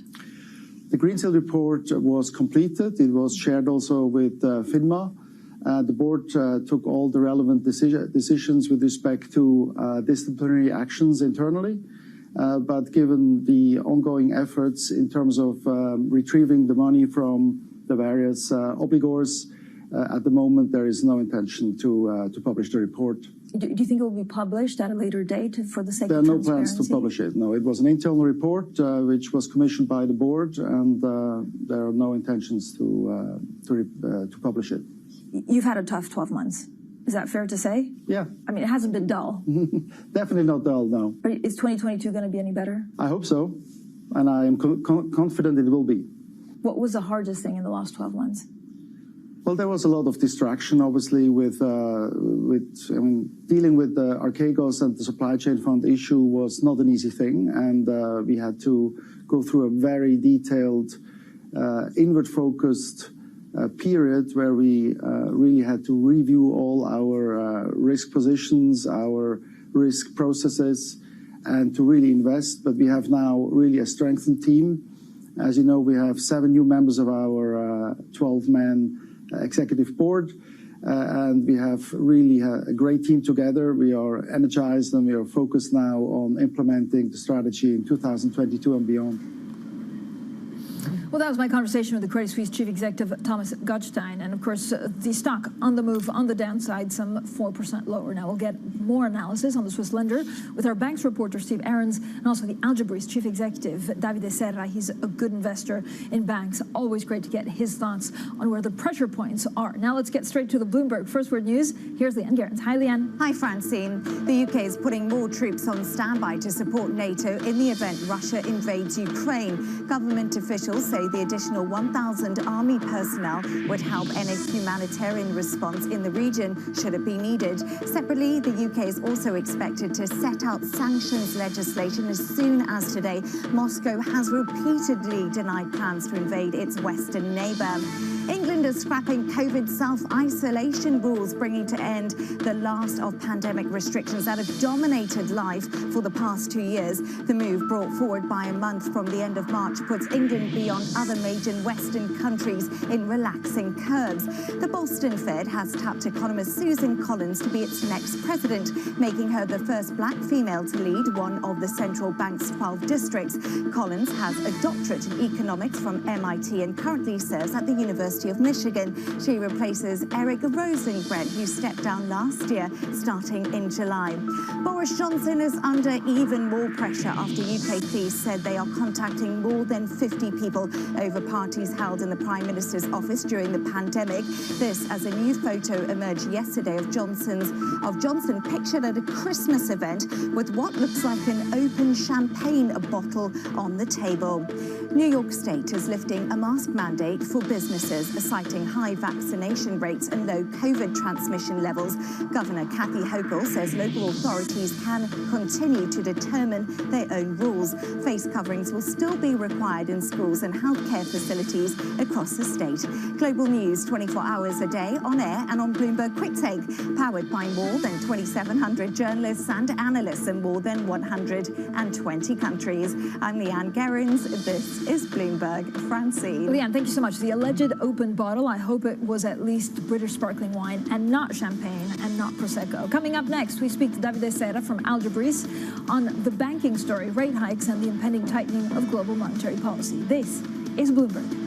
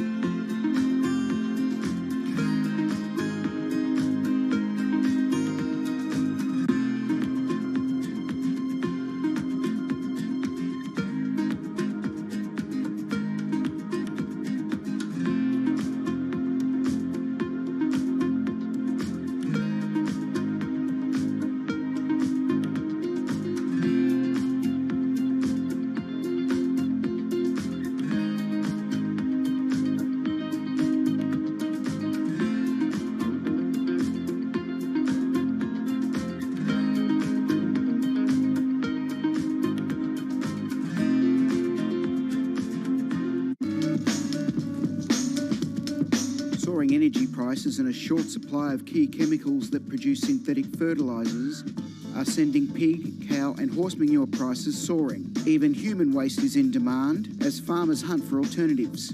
Fertiliser helps increase crop yields. You can see how much moisture is held into this. It's a lot of organic material into the compost, so it breaks down. The manure and the straw breaks down into a friable mix that can be mixed into your soil in the ground and for growing a whole range of different vegetables. Holds the nutrients in, holds the water in, and it really increases the kind of biodynamic profile of the soil. The recent price spike could mean more farmers going organic for the long term.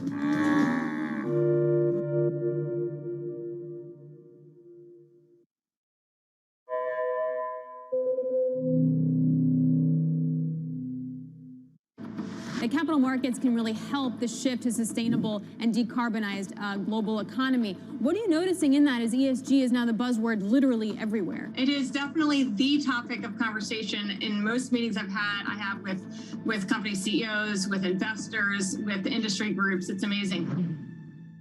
Crypto, you have a world of young people that want their own financial system and their own culture. And it is very powerful, and I'm a big believer in it. I think that it's hard to put your head around any narrative. Let's just be honest. We've had sort of a shift in, are we in some sort of stagflation fears moment? People were talking about that all day yesterday.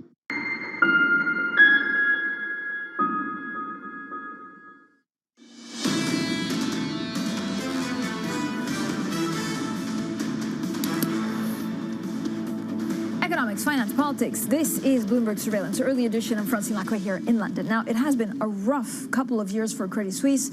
Today's results confirming it might be better known as a sick bank of Europe. But it wasn't so long ago that this unfortunate distinction actually belonged to another lender, and that was Deutsche Bank. Well, joining us now is the Algebrie's chief executive, Davide Serra, and intimate knowledge on banks, and our banks reporter, Steve Ahrens. Steve, there's a great story actually on the Bloomberg terminal, and good morning to you, Davide. But there is a great story, Steve, on the Bloomberg terminal, which is basically our big read, looking at Deutsche Bank, and since it was considered the sick bank of Europe. So what parallels can you draw now between Credit Suisse and Deutsche Bank? Is Credit Suisse the new Deutsche Bank? Yeah, thanks for having me. It's really quite interesting. It's really intriguing. I'm the Deutsche Bank beat reporter, and as you said, I've been reporting on what was the sick bank of Europe for a long time. And what's really interesting, the parallel is it took really a long time for Deutsche Bank to descend into chaos and into, to earn that moniker. Really a lot of missteps, a lot of annual losses, many turmoil, many executives leaving the bank, talent drain. All of these things are now happening at Credit Suisse. So it seems like we're just at the beginning. And if Credit Suisse, if the Gottstein, the CEO, and Lehman, the new chairman, if they can't draw a line under this and make it stop, then at some point, certainly, it will continue. We see credit rating downgrades and so on, and the cycle will just worsen. Yeah.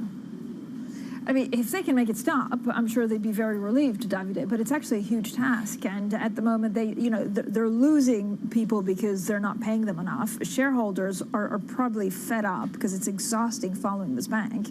And if you're also a client, you'd have thoughts about whether to stay with them. Yes, I think there's one structural difference vis-a-vis Credit Suisse and Deutsche Bank. Deutsche Bank domestically has been facing basically 70% of state-owned banks that really do not want to make money.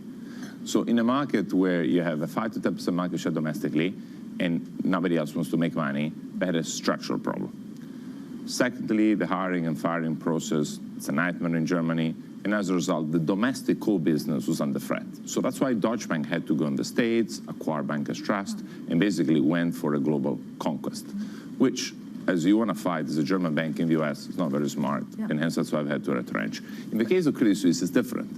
They do have a domestic market that is profitable. They are the second incumbent. It's an oligopoly, so it's profitable. They do have a profitable asset management business. Its reality has been mismanaged. They basically picked wrong clients and wrong risk. So there's nothing structurally wrong as long as people do not keep on making mistakes. And clearly, I think all this turn in strategy over the years now are ultimately paying a price. Yeah, I want to ask you whether, by, I guess, becoming much more risk-averse in Asia, do they just become like any other blind bank? So we'll talk a lot more about strategy for Credit Suisse. Thank you, Steve. We'll be back with Davide Serra, Chief Executive Officer and the founder of Algebrie's. We'll also talk about the widening yield spread between German bunds and Italian BTPs. This is Bloomberg.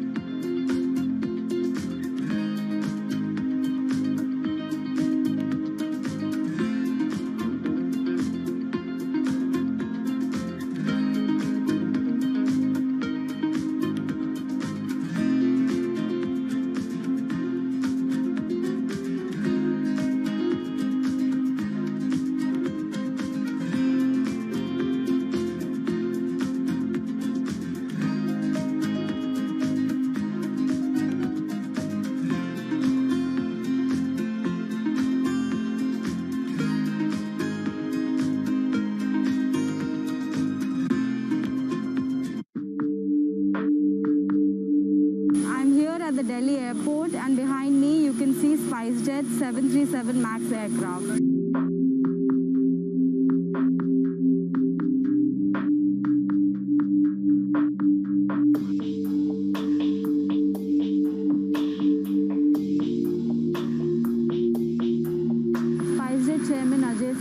Earlier today said that Boeing is going to compensate SpiceJet in form of cash and aircraft.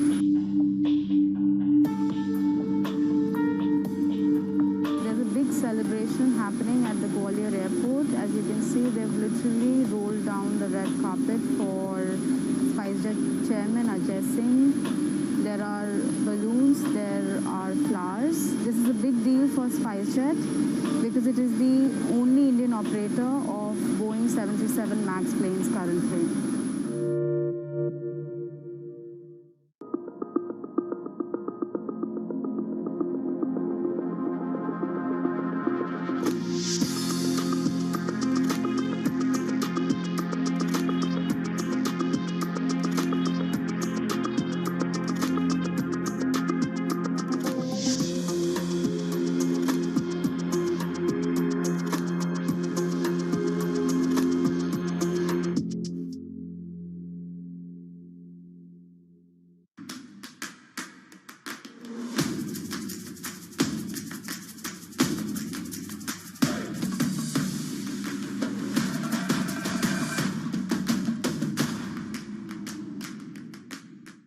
It's really a reminder, isn't it, just how sensitive the markets are to any commentary about trade. We did see some pressure on the yuan, we did see some pressure on the futures. That is now being reversed.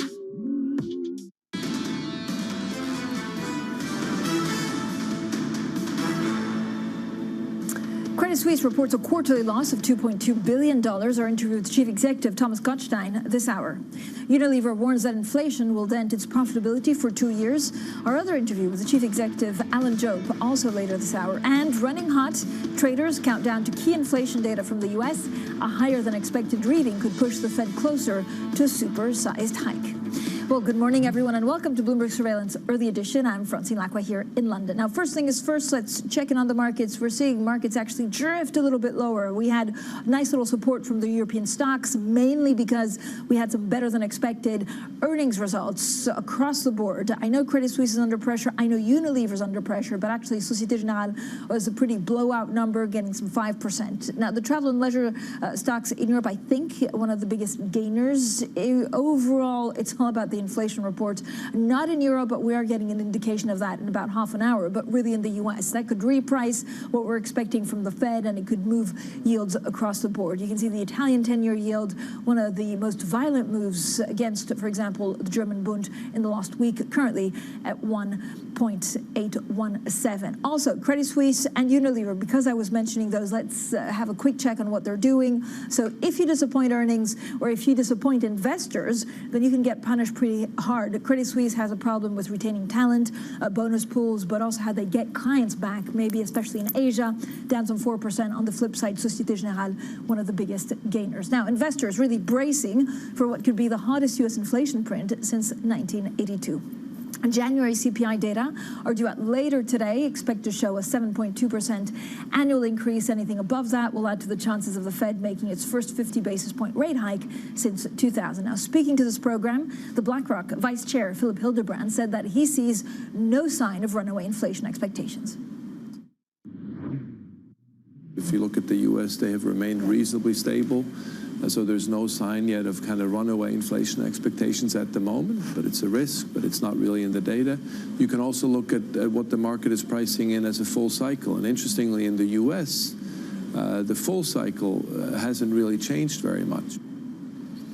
Well, joining us with the very latest, Davide Serra, before becoming founder and chief executive of Algebris. Davide was also senior European and global banks analyst at Morgan Stanley and UBS. Frequently consulted by the world central banks and regulators on policy matters, Davide is recognized as one of the world's leading experts on financial services. And I guess the concern is, what if we get it wrong on inflation? So the banks are expecting interest rate normalization, which will benefit them. But what if this is an inflation that's on the supply side, and actually we shouldn't hike at the moment? Let's say we've already got it wrong, because for 10 years, central banks have been forecasting inflation and getting it wrong. Yeah? Why? And I think one of the key central banks told me, says, had they thought that after printing $30 trillion, they hadn't seen inflation, yeah? They said 10 years ago, you would have fired people in the central banking job, who would not even been able to be employed. So the reality, it's a complex phenomenon, and it's a mix. There were three main drivers. You had people coming in the job market, so basically a WTO, then you had technology, and then you had the disintermediation of price formation. So think about it. Every time it was an intermediary, so think about an airplane ticket, today it's cheaper than it is 20 years ago, despite full price travel, material, and people more expensive. Why? Every intermediary got cut off. COVID accelerated this. I think the green transition is the truly step change in terms of inflationary pressure. Why? It's very simple. We need to adjust 50, 60, 70 years of the industrial revolution to make it sure that it's green compatible. And the beauty of green compatible is if we have 3 high degrees at the National Museum of History that tell us that here we could be swimming. Yeah? So in 78 years' time, you might need a pair of fins and a snorkel in London. Hence, it's not that you can't avoid it. Is this an investment strategy, actually, because of the rising sea levels? You have no choice. Of course, but so what does it mean, actually, in terms of inflation? So we could live with this kind of inflation if this is a transition problem because we've underinvested in old school things that we need to dig up of the ground. Yes. This inflation could be here for 4 or 5 years. I agree. And so our view, listen, since the fourth quarter of 2010, we said inflation is higher. Structural inflation now is around 2 to 3. Now, and you need to consider that the massive fiscal lever plus negative rates plus quantitative easing has actually increased house prices and rents, and those ones typically are a third of basically, people expenditure. So, David, do you think we're behind the curve? And yes. could we see, I mean, how behind the curve is this the biggest policy mistake of our lifetime? Because you also have people that can't make ends meet if inflation goes at 7% and stays there. Yeah, I think there are 2 mistakes. One mistake was last year to kept on quantitative easing and equity rates for too long. They could have gone to neutral easily, both in Europe and in the States and in England. So basically, they were backward-looking rather than forward-looking, so they already made a mistake. Second, I think they have a mistake to do is, in my view, increase fiscal and hike rates slowly. But at the end of the day, if the basic part of the population is getting squeezed between national insurance increase, rents, and, let's say, energy bills, I think what you need to do is tax subsidies. Yeah, but you cannot run the economy thinking that you cannot increase short-term rates. But what happens to deficits? Well, deficits are going to go up, but everywhere are going to go up. And so basically you have a disinflation, that though is going to feed into inflation. So that's why, in my view, they need to hike rates at least, let's say, 2% in the States, 1% in Europe, and somewhere between 1 and 2 in the UK, if you give me a 2-year view. Okay, so that A is not priced in. And why is it so difficult for central banks to look at inflation? I mean, we should have seen this last year. I think it's not priced in. First of all, let's be clear. Every investor that has a job today for the last 10 years bet one way, rates lower. So you have, in a way, a mechanism built in your brain where you don't believe rates can go higher. So this is groupthink. I agree. This is group thinking. I call it penguins thinking. Yeah, all the penguins on one side of the iceberg, and it says, hey, we're not going on the other because last time they went, we got flipped. Yeah. So secondly, there's a step change in function, which is, think about it. In the green transition, there are so many materials, but we just can't find. Yeah. And we have underinvested. And I think at the same time, third, the technological boom and the way capital made money the last 10 years, people were spending more money in virtual worlds that don't exist, rather than actually creating pipes and making water and air cleaner. Now, nobody needs a virtual game or a video game. You don't need to live it. But if you don't have energy, you don't make the winter. And so I think what's going to happen, you're going to have some capital reallocation. How much of a dislocation would that bring? And actually, on the penguin thing, is there a danger that now we think there's too much inflation? Everybody thinks there's inflation, and again, you price that wrong. No, zero, because the rates are still at zero. It's just the idea of it. But it's the expectation. Exactly, but just the idea of it, just the idea that we might be wrong has led to a market correction. But the reality is they haven't hiked rates, and they still need to go. The Fed is telling us 2.5. The market is pricing below. And just the idea, I understood about 2 years ago, I sent an email out saying we think 10-year bond is going to go positive. 3 of my largest contacts in the industry, they insulted me. No, they insulted me. Even worse. Meaning, they said, you're mad. And says, what's wrong in your brain? I says, well, listen, if I take the cumulative inflation last year and the next 2 in Europe is going to be around 10 to 12%. So if you have 100 euro for 10 years at zero, and you have 12 that you lose in real power, you've already lost 12. Now, who wants to put 100 and get 88 back? Yeah. Now, then assuming there's no inflation year 3 to year 10. So it's obviously, you don't need to be Warren Buffett to understand that this is not a good investment, yeah? Okay, I like the way that you don't have to be Warren Buffett. David, what's the fair value, actually, of Italian yields? I mean, once the ECB starts selling, who's going to buy this stuff? Well, I think on that one, then, there's a change. Remember, now central bank owns 30–40% of its debt, and they're not going to sell it. And they're going to eventually they'll have to. I don't think so. So they're just talking. My view is it's just talk.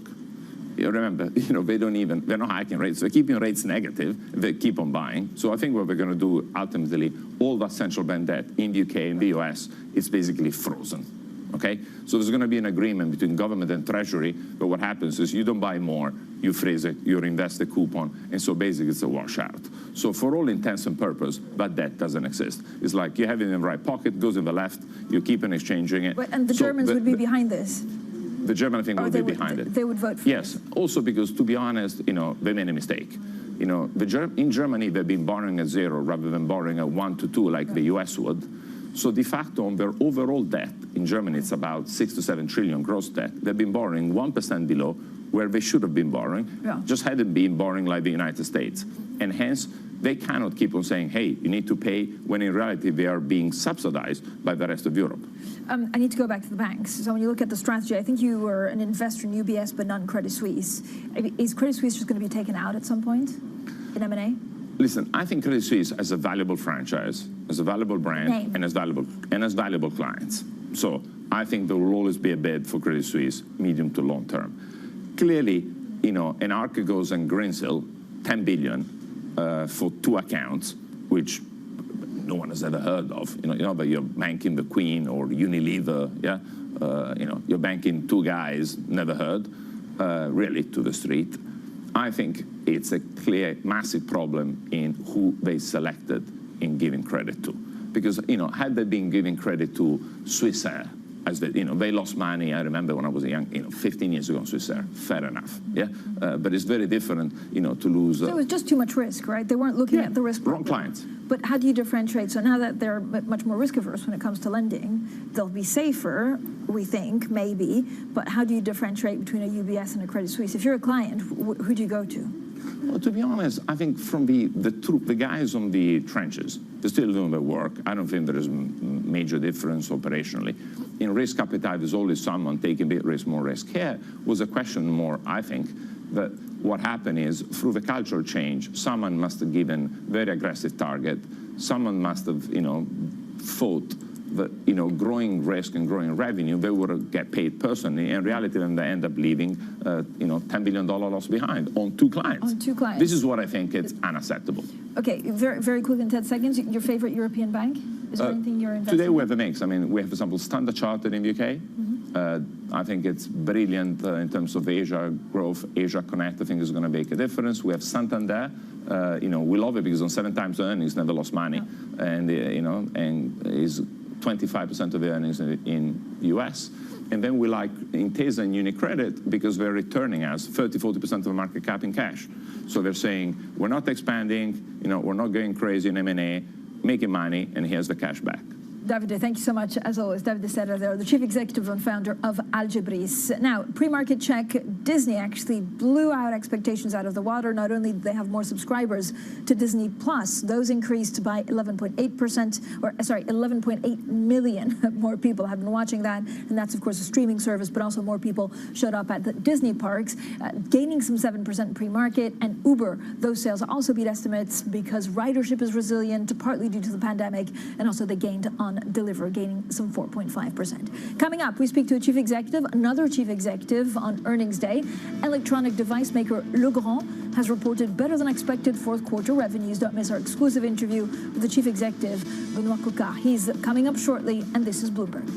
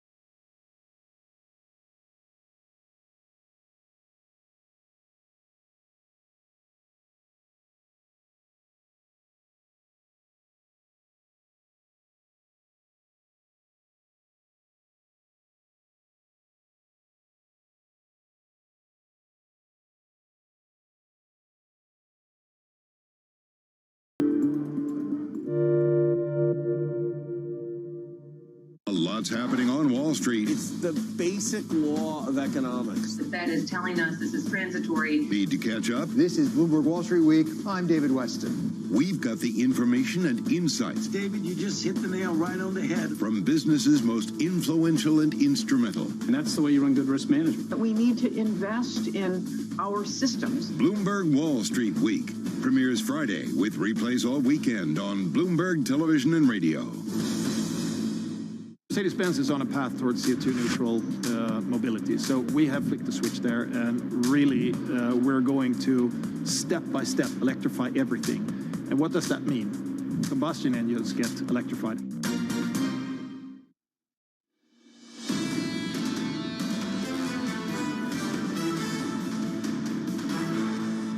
As a matter of policy, we don't comment on individual conversations that may or may not have happened with specific investors. Can you tell me, Alan, sorry, can you tell me if there is an ongoing conversation? If you don't want to say the specifics, I totally understand that. But is there a dialogue? Yeah, so we don't comment on that kind of dialogue with individual investors, but all I can say is that the speculation is running far ahead of Well, that was Unilever Chief Executive Alan Jope speaking to our Danny Berger. Let's check in on the price action. Unilever under pressure like Credit Suisse, but actually not as much. But of course, the questions about the strategy going forward and what that means for the future of the Chief Executive. Unilever down 2.8%. Now, electronic device maker Legrand full-year revenue has beaten estimates.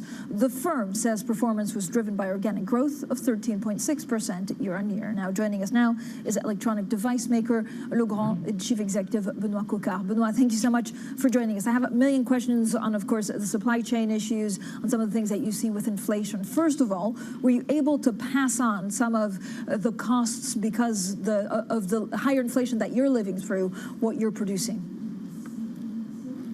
Well, hello, thank you for inviting me. Well, indeed, the inflation was very significant. To give you a number, the price of raw materials and components increased by 11% in 2021 compared to 2020, so it was pretty significant. We passed on part of that into selling price. Our selling price was up 3.5%, but we decided not to pass it all in order to remain competitive and to fuel our growth. But indeed, it was quite a complex environment in which to operate. So you have been a very acquisitive company. Are you on track to actually buy anything more? Does the inflationary environment help with these things because you scoop up bargains when people are struggling to make ends meet? Well, we've been able to continue to do deals. You could see this morning that we announced 2 more transactions. So in total, we have bought 4 companies in the past 12 months, totaling 250 million euros of sales. Well, I don't believe that the inflationary environment really impacts neither our appetite to buy nor the willingness of sellers to sell. So I remain extremely convinced and motivated to do more deals in the coming quarters and years. And we have a pipeline of 300 companies, so I think that there are a number of opportunities that will arise in the coming months. How will you balance actually pricing with cost inflation in the near future? How are you expecting inflation to move onto 2022 with 2023 in sight? I have absolutely no clue, and if you do, I'll be happy to get the information because it's of course something which has a significant impact on our P&L. No, I think the Legrand ability shouldn't be to predict very accurately because it's extremely difficult to know what the price of electronic components, aluminium, steel, plastic should be. As far as Legrand is concerned, we should rather retain our ability to react fast and adjust our pricing and adjust our cost management very early should there be anything happening on this front. So we want to be reactive instead of really having the ability to predict very accurately what will happen. So what does that mean? Hedging? And actually, I guess, your success rests on products improving energy efficiency. How's that going? Will you be ahead of it as energy prices go up? Are people trying to switch to some of the products that you offer? Yeah. Well, we have a number of products that we call the fastest expanding segments, which represent 1/3 of Legrand sales, and which are indeed all products that help to do savings in terms of energy in buildings, but it's also about data centers and connected products. 1/3 of group sales, and those products have been growing faster than the more traditional electrical products, and we expect this trend to continue. And indeed, the fact that the energy costs are rising should convince an increasing number of people to adopt those technologies that help to do significant savings. So it will be one of those many mega trends that will support the growth of the market long term and the growth of Legrand long term. Yeah. Monsieur Coquart, our viewers may have heard there's a big presidential election in France this year. What are you hoping to get from the next president? Well, we're not doing politics. Any president which is going to be business friendly will be much welcome, but we're not doing politics at all. No, of course you're not doing politics. And by but the way, policy France is about 15% of our sales, so 85% is done outside of France, and we have a lot more added value than looking at every presidential elections in every single. Monsieur Coquart, with all due respect, I mean, this is not about doing politics. It's about you have to, do business in a business environment that will be dictated by whoever becomes the next president. What have you thought so far, some of the dirigiste approach by Mr. Macron? I mean, he's blocked certain takeovers. He's been very proactive in terms of seeing what kind of economy and business he wants. Has that been helpful for someone like Legrand? Well, there are many things, of course, that have been done and that have been very, very positive for the economy and for corporates. But again, when you're a company active in 100 different countries, you have to deal with politics as they are. You have to deal with increasing price of raw material and components. You have to deal with geopolitical uncertainties. You have to deal with health situation and pandemic situation. So it's quality of a company such as Legrand to be able to adapt to all those changes. Thank you so much for joining us. Benoît Coquart, the Chief Executive Officer of electronic device maker Legrand. Now, coming up, a new president for the Boston Fed, the University of Michigan economist Dr. Susan Collins, is appointed in a historic first. More on that story next. This is Bloomberg.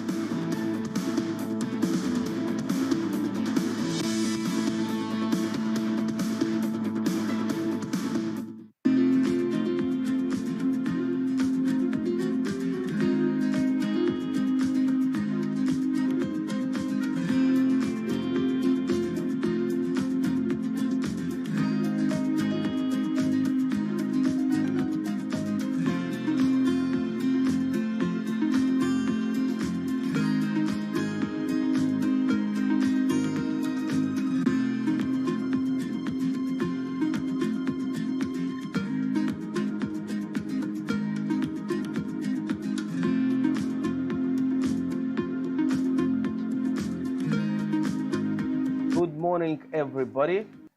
How are you doing today? I'm going to place an order to buy Bitcoin. All of you guys, welcome new subscribers, welcome new people who decided to use our strategy. Please copy this order to buy Bitcoin. You can use your own broker. You don't have to use our brokers. So the price I'm looking to buy at 42,239. Let's place the order 42,239 somewhere here. I will adjust. And let's wait. Let's see how long it will take us to actually not us, how long it will take this price to move lower in order to for us to get filled and buy Bitcoin. Okay, you have the strategy, you know what to do, you know how to use the strategy. For new people, if you would like to get the strategy, you need to go to company.co.uk and get the strategy. Otherwise, stay with me and follow my trades. I'll speak to you later, guys. Deflation is a terrible thing. Inflation you could tolerate. Kathy Wood. Tesla will be in the pole position to dominate. Jeremy Grantham. We've had a very, very abnormal honeymoon Goldilocks period. First available on the Bloomberg terminal, then on Bloomberg Television and Bloomberg.com. Front Row, the best seats in the house for business's greatest minds. Wherever you get your news. This is Bloomberg Daybreak with Lee. On Bloomberg Radio. Welcome to Daybreak Australia. This is Bloomberg Technology. This is Bloomberg Green. On TV, radio, and the web, this is Bloomberg.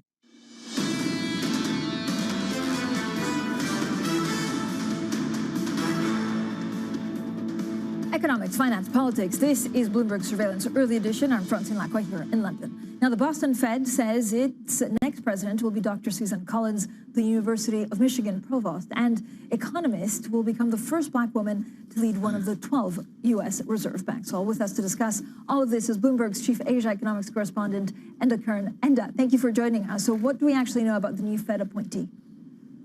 Well, Francine, like you say, there's obviously the historic dimension, the first black lady to lead a Fed bank. On the economic side of it, Ms. Collins has spoken in the past of maybe lifting the Fed's inflation target above 2% as part of a drive to, make sure the labour market is red hot. That's not especially relevant now, of course, given US inflation is where it is. Figures tonight expected to show US data coming in at over 7%. Ms. Collins will rotate onto the Fed board, the FOMC, in the second half of the year, so she'll have a say on policy then. But the analysts say she's a straight shooter. She has international experience from the IMF and the White House, so by all accounts, she's been seen as a hefty addition. So, and how might it actually impact the rates debate? Well, like I say, Francine, the data tonight is expected to come in over 7%, bringing it back to the early 1980s on the inflation front. Obviously, that's going to dictate whether or not the Fed, starts aggressively ramping up its rhetoric for maybe a bigger move than expected in March, a bigger 25 basis points move. And you would have to say that whether it's Ms. Collins or anyone else, the inflation train is already well underway, at least for the moment. Regardless of what her views once were on raising the inflation target, I think the Fed is committed to raising interest rates. The second half of the year, though, could be more interesting, and that's where Ms. Collins may have an influence. If you have higher rates and a slowing economy at that point, the rate hiking debate might become more complicated and more interesting. So I think, as I said earlier, Ms. Collins, she's described as a straight shooter, but the second half of the year could be more interesting. Enda, thank you so much. Enda Kern, there, Chief Asian Economics Correspondent. Now, Bloomberg Surveillance Early Edition continues in the next hour with Matt Miller and Kay Lines in New York. Anna Edwards is in London. We'll have a full roundup of the markets. Credit Suisse under pressure. Unilever also under pressure, but Société Générale firing on all cylinders. That share price gaining 5%. This is Bloomberg.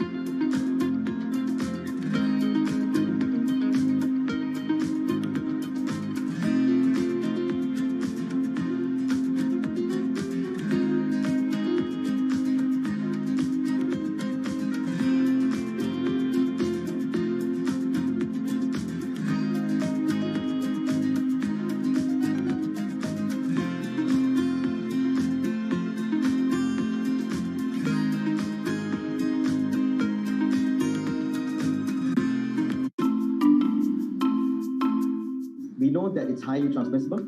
We know that 2 doses of vaccines, Pfizer vaccine specifically, neutralize the virus, but not as efficiently because various studies showing that reduction up to 40-fold, meaning that a 3rd dose is a must for it to successfully neutralize the variant. What we don't know is still that what are the effects of mix and matching between vaccines and what are the capabilities of antibodies produced from this mix and matching in neutralizing Omicron. Because as we know, many parts of the world use different types of vaccines. And that would be a great data to look at. It will be also great to look at, because majority of the studies done uses a small sample number.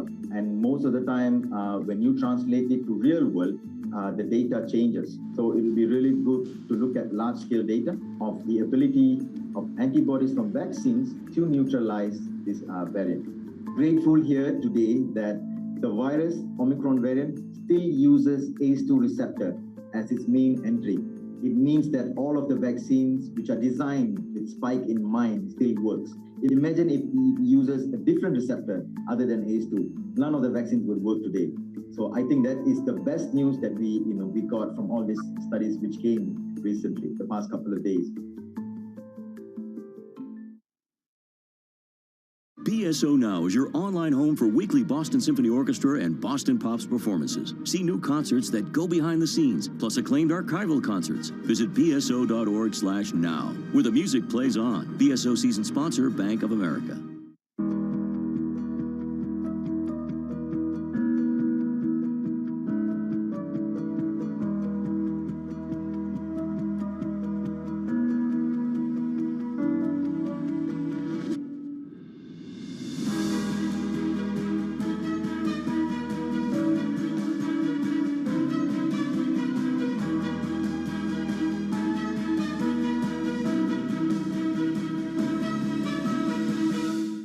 Market that over the past few weeks has made it clear it wants to go higher. It got a little spooked by the idea that geopolitical tensions are rising.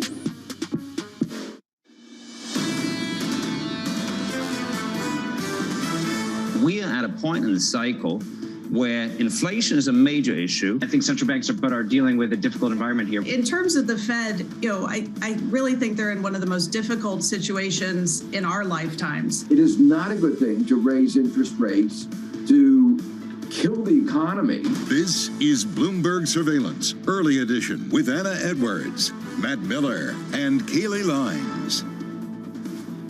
It's 10 a.m. in London, 5 a.m. in New York, and 6 p.m. in Hong Kong on this Thursday, February 10th. Our top stories today. It's one of the most anticipated U.S. inflation reports in years. Today's CPI data could determine whether the Fed goes for a supersized interest rate hike next month. European banks talk earnings and their bonus pools. Lenders are looking for ways to reward their stars and keep them from leaving.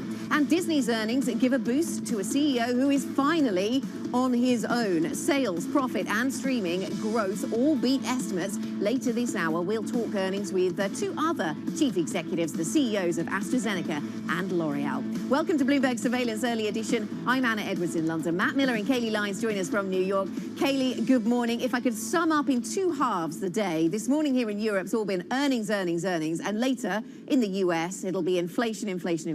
Absolutely, Anna. About 3.5 hours to go until we get that crucial CPI print here in the US. Of course, Asian markets unfortunately had to trade today before they got that number. That won't be the case in the US session. It was mostly positive in Asia overnight. The MSCI Asia Pacific Index posting a relatively small gain, all things considered, up about 0.5% or so, though you did have China lagging, interestingly, the CSI 300 down about 0.25%. Really interesting story, though, when it comes to Japan. Traders have been trying to test that yield curve control from the BOJ. We've had the 10-year JGB yield up around the highest since 2016, the 30-year the highest since 2018. Now the BOJ is out with an operation we haven't seen since 2018, offering to buy unlimited JGBs at a fixed rate of 25 basis points. Right now, that 10-year JGB yield is sitting around 23 basis points. So interesting moves from the central bank. The Japanese yen, meanwhile, is actually the biggest underperformer in Asia, as well as G10 FX. It's weaker against the dollar by about 0.2%. 115.77 is where we sit. And I wanted to point to iron ore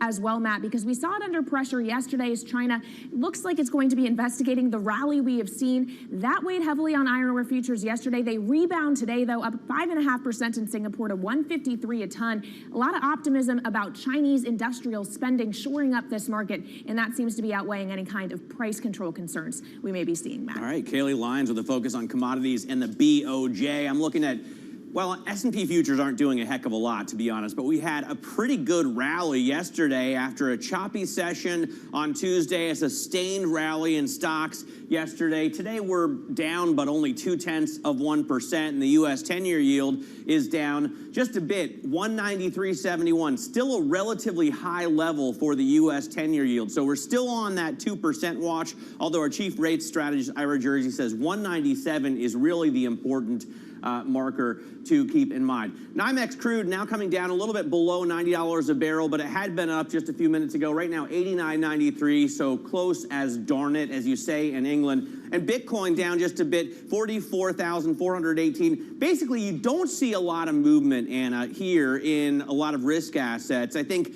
really the market is waiting for those inflation numbers that we're all looking forward to.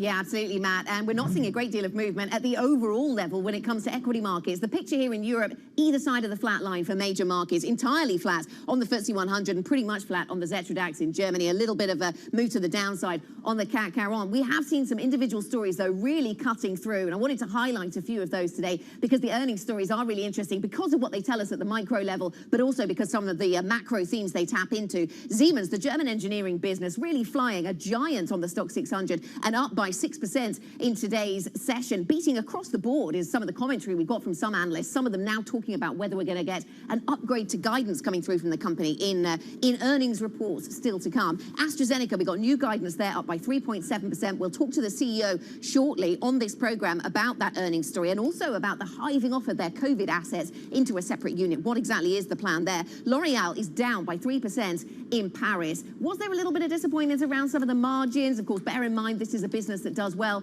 particularly when people travel and when people wear a lot of makeup and not face masks, and those things are not entirely normal just yet. And so we'll talk to the management of L'Oreal a little bit later on, but there was a little disappointment there, at least in the market. Analysts were pretty upbeat on what they'd seen. Unilever down by 3.3%. Now, shocking and ugly are not words that you want to see attached to your earnings reports by analysts, and those are two of the words being used, cited by our colleagues on the Bloomberg terminal. A lot of concern around pricing, around costs. Also, they had to come out with some sort of damage limitation around strategy. They're doing a buyback, and they said they won't do any big transformational M&A. The market was really spooked by their intentions towards GSK's consumer assets, Kaylee.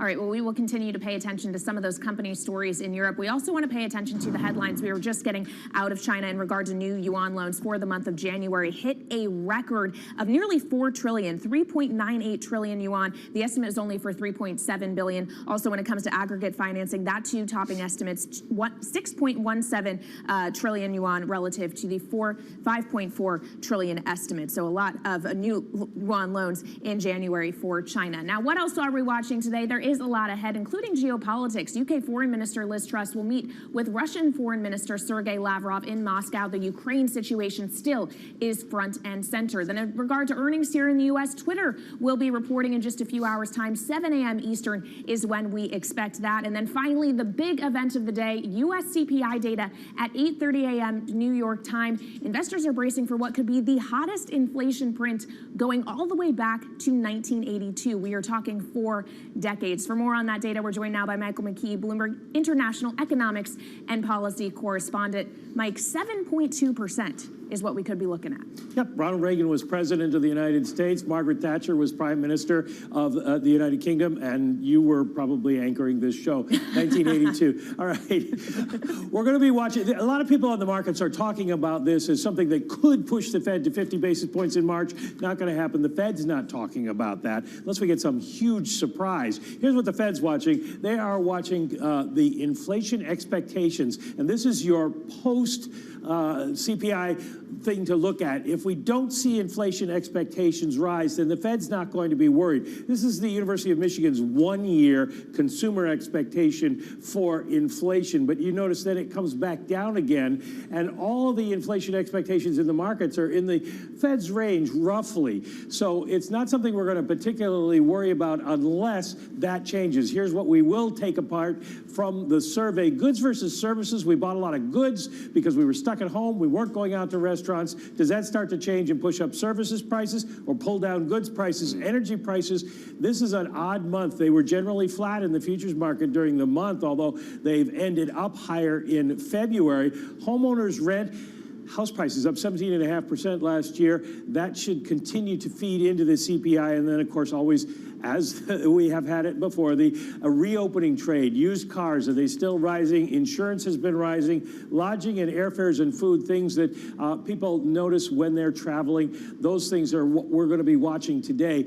You mentioned at the top, Anna, that we were going to be looking for signs for the Fed. It will be something they'll be watching.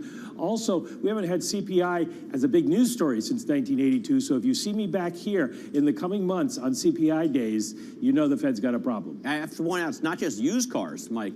New cars also. The inflation has been pretty striking, and that's helped them pad margins, of course. Michael McKee there, International Economics and Policy Correspondent, talking about the number that we're all watching for the market expectations ahead of the inflation print. We're joined by Ksenia Galuchko, who leads our coverage of EMEA Equities Services. So, Ksenia, you know, it looks like right now markets are kind of sitting on their hands waiting for this print. How could it go?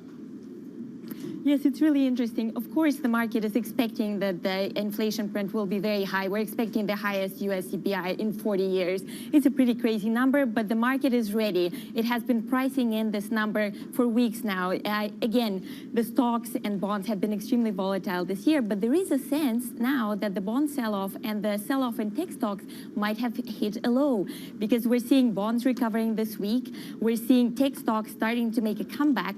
So all eyes will be on the data tonight, which will determine the outlook for the bond market and for these sexy growth stocks that investors have liked so much over the past few years. Okay, lots to think about in terms of US inflation. Ksenia, I want to ask you about the European inflation outlook, and in particular the ECB's inflation outlook, and how much everybody trusts the numbers, the assumptions, and the methodology that the ECB used to forecast inflation. I ask this because of a great scoop from our Bloomberg colleagues. A growing number of ECB policymakers are losing faith, apparently, in the institution's ability to correctly forecast inflation. What does this tell us? Absolutely. It just shows us that there's so much uncertainty over inflation, right? There's so many players that think that this inflation could be temporary, but at the same time, we know that the ECB and the Fed are going to act to try to tame the spiking inflation at the moment.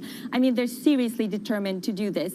What's interesting is that what we've been hearing from strategists is that despite the hawkish tilt in ECB's policy, European stocks are still very much in favor, because as yields rise, as rates rise, European stocks, which are very much exposed to value sectors like banks, like energy, like cyclical stocks, like miners, will actually continue to benefit. So unlike the US stocks, increasing number of strategists like Morgan Stanley, JP Morgan are favoring the European stock market in this context. Yeah, well, we've seen those calls before. They haven't always necessarily played out the way that we think they will, so we'll see if they do this time around. Thank you so much to Bloomberg's Ksenia Galuchko. Now over to Washington. President Biden's approval ratings have fallen in recent months amid rising prices and a stalled economic agenda, making it harder to get inflation under control, and that is all the more important for him ahead of crucial midterm elections. Jack Fitzpatrick, Bloomberg government reporter, joins us now from D.C. Jack, how does the administration manage this messaging? Well, for one, they are trying to talk about the flip side and point out the pretty strong and sudden jobs recovery, really as a defense of the fiscal stimulus that is being blamed in part for so much inflation we've seen. But it's clearly an issue that's difficult for them to explain away. You've heard them get at, competition among meat processors, semiconductor manufacturing. A lot of those relevant issues are things that are not particularly easy to explain to the American public. Obviously, it is playing into the polls. You saw the CBS poll last month showing 65% of respondents blaming Biden for not doing enough on inflation.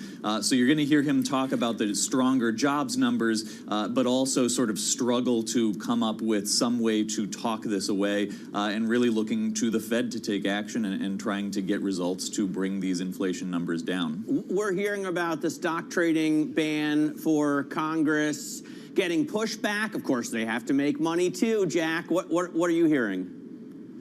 Yeah, there has been some pushback. As this idea develops, we heard from Senator Pat Toomey yesterday, Tommy Tuberville. You're getting sort of almost a whip count and hearing who opposes this, but really there does seem to be some developing momentum.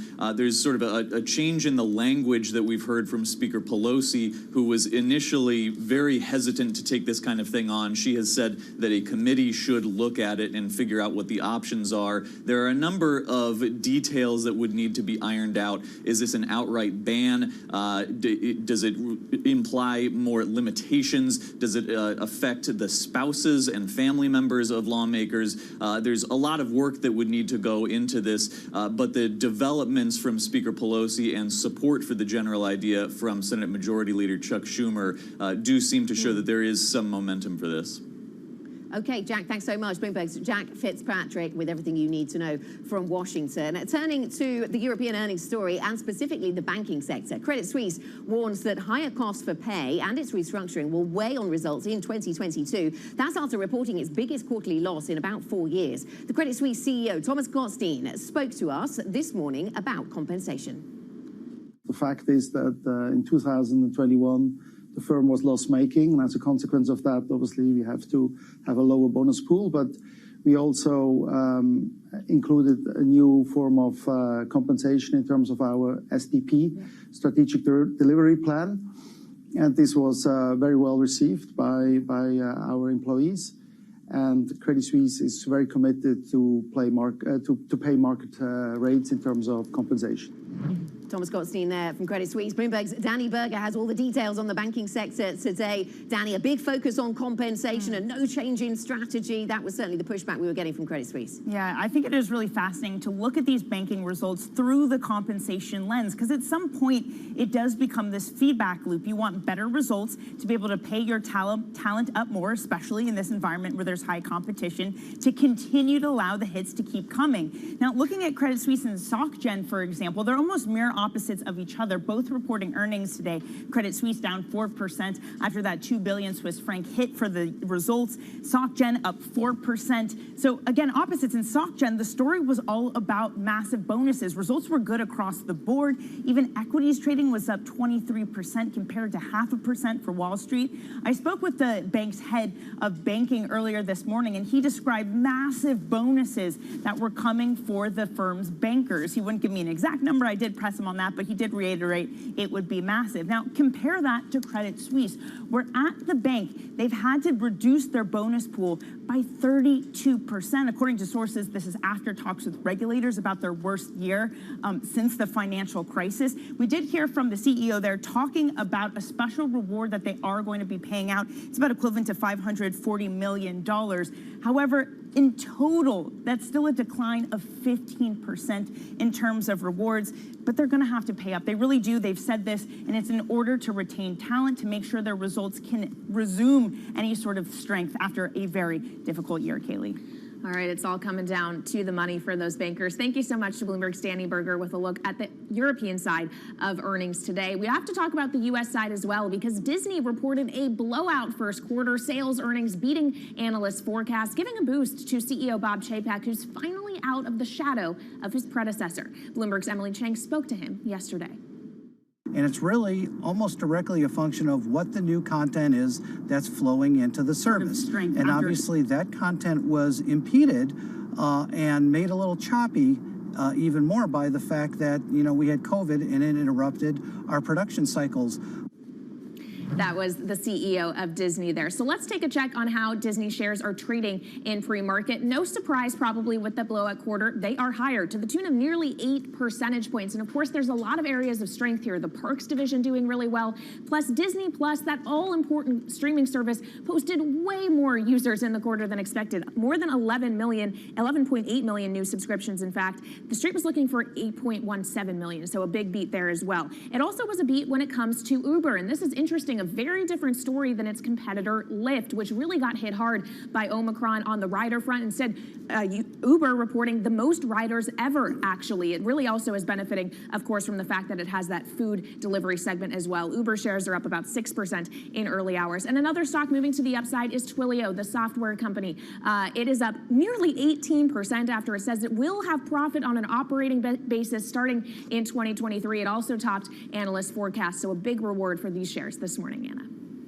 Yeah, so an earnings story, lots of inflation lines to look ahead to. We've also got the geopolitics in the mix. Let's just get to some lines coming through from Brussels. The NATO offices in Brussels hosting UK Prime Minister Boris Johnson. This is Jens Stoltenberg you see at the podium right now. He said earlier on this hour that he sent a letter to Russia's Lavrov, the Russian foreign minister, of course. He said that just a few minutes ago. And then we heard from the UK Prime Minister Boris Johnson saying he doesn't think that Russia has taken a decision on Ukraine yet. The intelligence remains, quote, grim on incursion risks. He's willing to talk to Russia on some NATO issues. We continue to monitor the geopolitics for you, of course. They're the outgoing leader of NATO, of course, Jens Stoltenberg. Coming up on this program, we'll continue to monitor the markets ahead of today's inflation reading with Julian Lafargue, Chief Market Strategist at Barclays Private Bank. What does he think is at stake in this report today? Plus, an earnings update from the chief executives of AstraZeneca and L'Oreal. This is Bloomberg.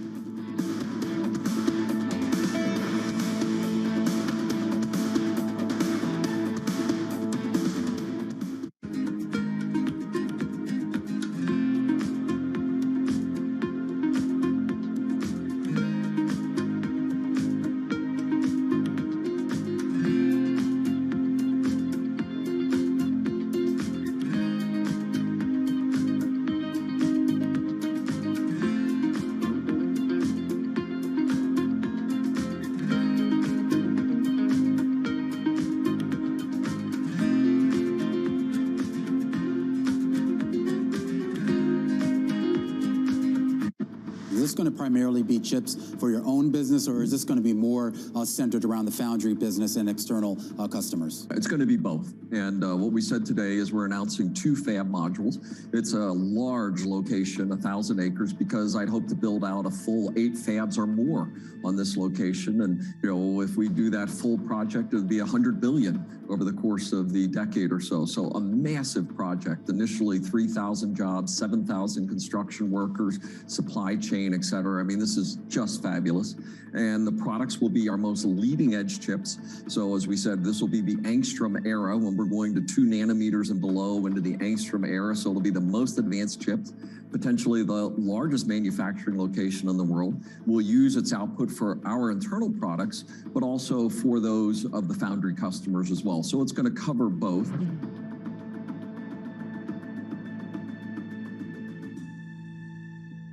Bloomberg has enhanced search on the terminal to deliver what you need when you need it. Now, you can simply type phrases in everyday English in the command line. Compare financials. Find people. Analyze markets. You can enter phrases or ask questions. What do you want to know today? Ask a question or visit SearchGo to find answers now.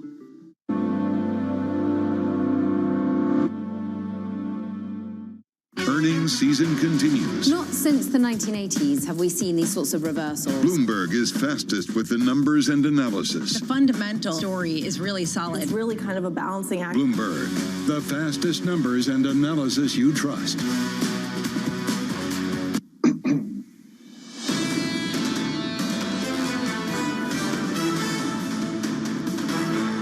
Welcome back to Bloomberg Surveillance. We are simulcast on Bloomberg Radio and Bloomberg Television. I'm Matt Miller here in New York with Kayleigh Lyons, Anna Edwards with us out of London. We are waiting for the CPI print to come out for the month of January. And as you can see from this chart, if you're tuned in on television, but I'll walk you through it if you're listening on radio, we're looking at the highest level that we've seen since, well, this one only goes back to 2017, but I could take it all the way back to 1981 when I was 8, and it would still be the highest print. The breakdown, as Mike McKee was telling us earlier, has a lot to do with energy prices here in yellow, as well as pink, that's goods, as people started buying more stuff than services through the pandemic. Joining us now is Julian Lafargue, Barclays Private Bank Chief Market Strategist. Julian, what does this mean to you? How does it change your strategy if we get yet another higher print? Well, definitely the market seems to be primed for a high print, but maybe a lower than what the official consensus would suggest. So if we were to get anything above 7.2 and closer to 7.5, that could spook the market. Our view is that the market is going to remain concerned about inflation for the foreseeable future, probably the next 2, 3, maybe 4 months until we start seeing those inflation print peak. And until then, what you really want to how you want to be positioned really is more on the cyclical side of things, as long as those concerns prevail. Good morning to you, Julian. I spoke to Wei Li from BlackRock, Global Chief Investment Strategist, earlier, and I was asking how much risk appetite she had, and she was saying they're confident in risk assets at the moment, because even though the market has brought forward rate hike expectations, she said terminal rates are still pretty low, and as long as that is the case, that is the thing that will drive the perspective around risk assets. Does that sound familiar to you? It does. That's why we remain constructive over risk asset in general.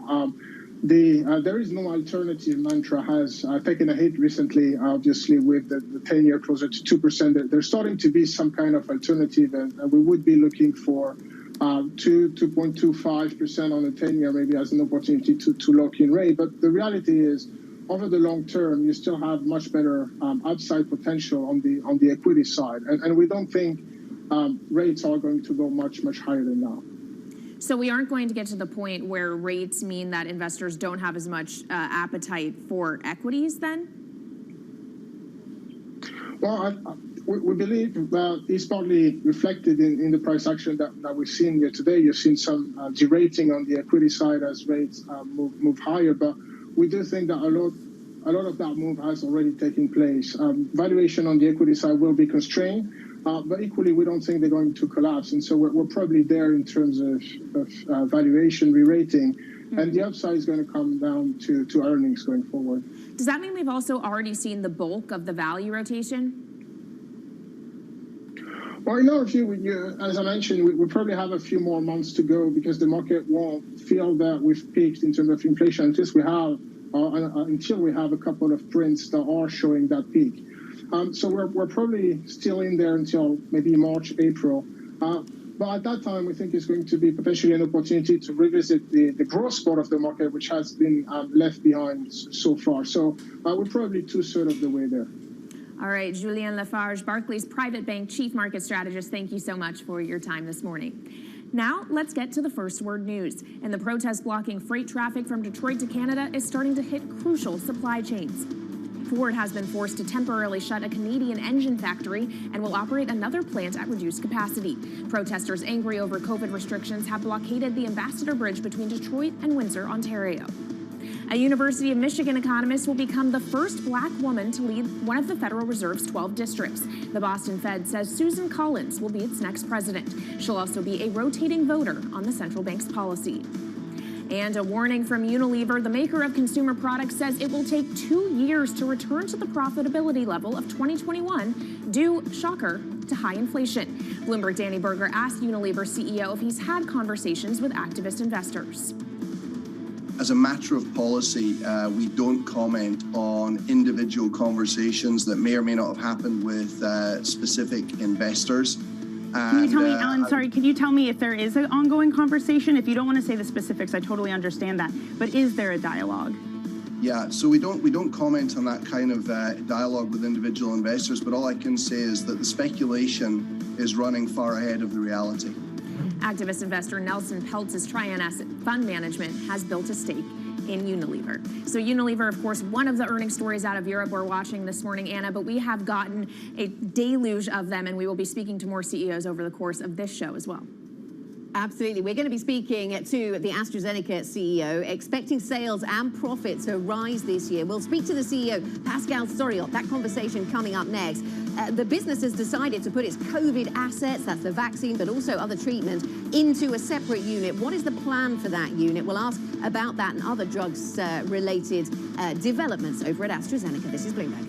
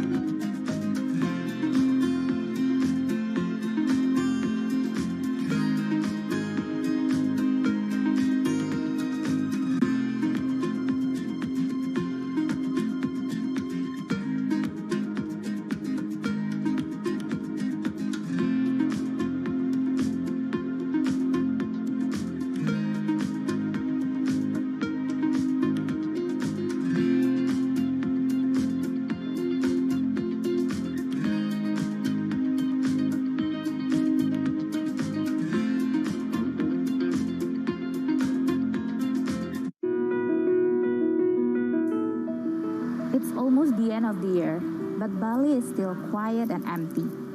I am here in Kuta Legian, one of the main walking streets here that is used to be a tourist spot for beach, dining, shopping, but many shops here are still closed. Most of the outlets are either for rent or for sale as they have run out of business. Saya kerjanya di sini udah lama, udah ada 10 tahunan di sini kerja. Masih sepi sih, nggak kayak dulu. Kalau dulu kan rame, sekarang ya ada 1-2 itu ada, tapi nggak kayak dulu. Kalau dulu rame sekali, sekarang paling dapat jualan ya 100, 120 gitu, 200 ya. Kalau dulu sih ya nyampe dah 1 juta, 1,5 tuh nyampe dapat jualan. Bisa sampai 2 juta dulu. Sekarang nggak pernah lagi dapat segitu. Sama aja. Belum ada turis ke Bali. Masih ya domestik aja. While Bali has reopened its borders for foreign tourists since October, they're still not coming in.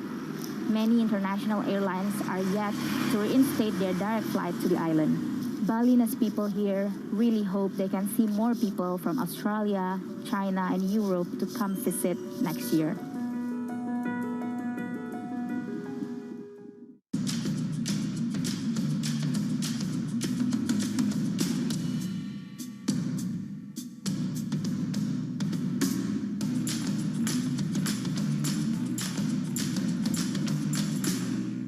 It's really a reminder, isn't it, just how sensitive the markets are to any commentary about trade. We did see some pressure on the yuan, we did see some pressure on the futures. That is now being reversed.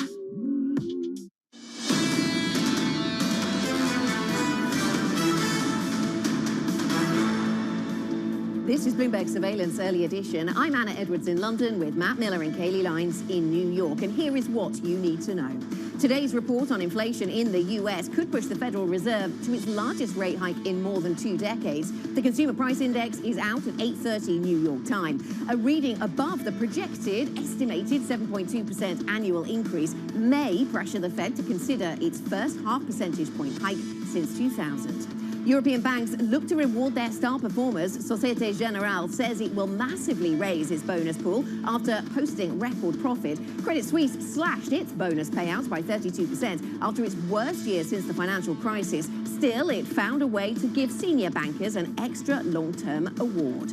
And Disney's earnings gave a boost to the CEO, who finally is on his own managing the business. Sales, profit, and streaming growth all beat estimates. It is the first earnings report under the CEO, Bob Chapek, since Bob Iger stepped down as Disney's executive chairman. In a few minutes, we'll continue those earnings conversations with 2 other CEOs from AstraZeneca and L'Oreal. That is a look at what you need to know and a bit of a look at what is still to come on this incredibly busy program, a busy morning here in Europe. Not going anywhere at the overall index level, Matt, but that doesn't really tell the full story of what's happening here in Europe today. Yeah, well, for sure. In Europe, you're seeing huge volumes. I was just looking at the WEI screen. You can click a box for average volume at time and see big jumps on the continent, 20, 30, 40, 50% more volume than you'd seen on the average of the last 30 days. Here in the U.S., we're not seeing a lot of movement in terms of the price. S&P futures, for example, down 0.2%. Maybe not a huge surprise, as we were up big at the close yesterday, 1.6%. The U.S. 10-year yield coming down a little bit as investors buy that debt, but still at a relatively high level, 193.71. NYMEX crude just holding around $90 a barrel and Bitcoin around 45,000. Of course, we're all waiting for the inflation print to come out, and a lot of traders may be just sitting on their hands until they have that news at 8:30 a.m. New York time. Kaylee, what are you seeing in terms of pre-market action? Well, of course, we're all paying attention to that macro inflation story, but there's also a lot of micro stories out there when it comes to earnings, Matt. And one of the big outperformers this morning is Disney. Blowout quarter, parks doing well, streaming also topping expectations. A lot more subscribers signing up for Disney Plus than analysts anticipated. Plus, profit came in 86% above analyst estimates. I believe one could call that a big beat. So that stock is up about 7.7% in early hours this morning. Another stock moving to the upside is Uber, recording its most active riders ever. Very different story than Lyft, which saw a big hit due to Omicron. Uber, of course, benefiting from the fact that it also has its food delivery segment. That stock is up nearly 6%. Also moving higher to the tune of about 12% is Mattel, beating expectations on really strong demand for toys like Barbies and Polly Pockets. And finally, one more story that we are waiting for. Twitter is due to report at 7 a.m. Eastern time, so just about an hour and a half to go. It is up about 0.8% going into that print, Anna, but still it's down something like 12% on the year so far. Katie, let's have a look at some of the European stories. And as Matt said, high volumes here in Europe, but the overall index not really moving all that far. But we do see some big movement in individual individual stocks. We talked about Siemens at the top of the hour. We've got a few different stocks in here this time. The Stocks Europe 600 then pretty flat as we wait for that inflation print later. But in the meantime, we do have big movement. For example, Credit Suisse down by 4.7%. Danny Berger gave us the latest on the bonus story and the concerns there around the bonus and staff retention. She gave us us that a little bit earlier on. It has been a tough time, despite the tough environment over the last year and some of those self-made scandals. It does seem as if the business is sticking to the strategy. That certainly was the message delivered loud and clear by Thomas Gottstein, the CEO, this morning to our colleague Francine Lacroix. AstraZeneca and L'Oreal, two companies we're going to be talking to in the next half hour. So I wanted to just put in focus the share price movement we're seeing there. AstraZeneca moving to the upside, L'Oreal moving to the downside. The Astra story really interesting because they're talking about new guidance coming through. It didn't look as if that disappointed the market. The stock going to the upside, a big focus on their COVID treatments as well as other parts of the business. We'll talk about all of that. The L'Oreal story described positively by some of the analysts, but was there a little bit of a miss on the margin? Something to talk about with the management team there. And when do we see normalization in makeup wearing habits and crucially in travel? Until those two things happen, Matt, it's difficult in this kind of, difficult for that kind of sector. Strength despite those headwinds, I suppose. Yeah, absolutely. Very interesting conversations then coming up. A slew of corporate earnings producing mixed results this morning. We caught up with a number of other CEOs for their perspectives. Take a listen. It's clear that the first quarter will be significantly lower than last year. Our core focus is to get the great portfolio that we have today performing to its full potential. And I think in these latest quarterly and full year results, you're really seeing the step up that we've been talking about for a number of years now. We are managing through that crisis, supply chain crisis, quite well. We have a very strong team, a strong supply chain management team. We have strong partnership with our suppliers. But it's also the Siemens power behind it, which gives us a little bit more leverage. The headline is, our turnaround is complete. Mattel is in growth mode, and our strength is very broad-based. And as you said, we do expect to continue gaining market share and achieve strong growth in 22 and 23, and are not stopping there. We're preparing for anything. I think if the last two years have taught us anything, it's to remain flexible. A host of CEOs there and other executives talking about their concerns, their hopes and dreams for 2022. Let's get back to the earnings stories. And the UK drug maker AstraZeneca expects sales and profits to rise this year. That's given growth in its new cancer medicines and new COVID-19 treatments. Joining us now is the CEO of AstraZeneca, Pascal Soriot. Pascal, very nice to have you with us. Thank you very much for coming to talk to us at Bloomberg TV. You've given new guidance to the markets today, sales guidance, the high teens percentage growth 2022. I wonder, when you try and craft that guidance, are you being conservative, realistic, or are these sort of stretch and challenging targets to get to? How would you contextualize those? Well, good morning, and I have to say, first of all, we had a tremendous year in 2021 with a growth of about 38% of our revenue. And on the back of this, we're forecasting and guiding the market for high teens growth, which is almost 20%. And that is really driven by our tremendous portfolio of new products in oncology, of course, but also our newcomers, Alexion, rare disease products, and our antibody for COVID protection for people who are immunocompromised and don't respond well to vaccines. And so the new targets you put out today, Pascal, would you describe them as conservative and realistic, or are they challenging?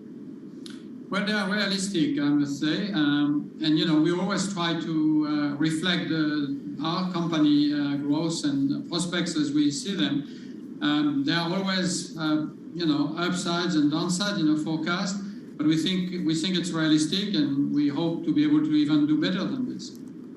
Pascal, let me ask you about the new unit you're forming to house your COVID-19 assets. Typically, when a company does that, it could be planning a sale or a spin-off. What's the future of this unit and those assets? Well, we have a number of assets in this very important unit for us. Of course, we have COVID assets, both the vaccine, but also our new combination of antibodies that are designed to protect people who are immunocompromised. This is the only product that helps those people who don't respond to vaccines. We also have another antibody for RSV in children, and we have a flu vaccine. So we have quite a number of products, and we are planning to build this division, not to sell it or spin it off. In terms of the sales and profit outlook for the division, obviously that will tell us a little bit about your outlook for the disease. How do you expect this to play out? Well, we believe that the vaccine will decline because we are now in a period of time where people are getting boosters. So certainly the number of units used will be declining, but the antibody will grow. So overall, we expect our COVID franchise to decline, but the rest of the portfolio will grow. And that's why overall as a company, we expect to grow by almost 20% in 2022. If you expect some decline in the need for your COVID-19 assets, where in this pandemic do you think we are? Do you think we've moved into the endemic phase?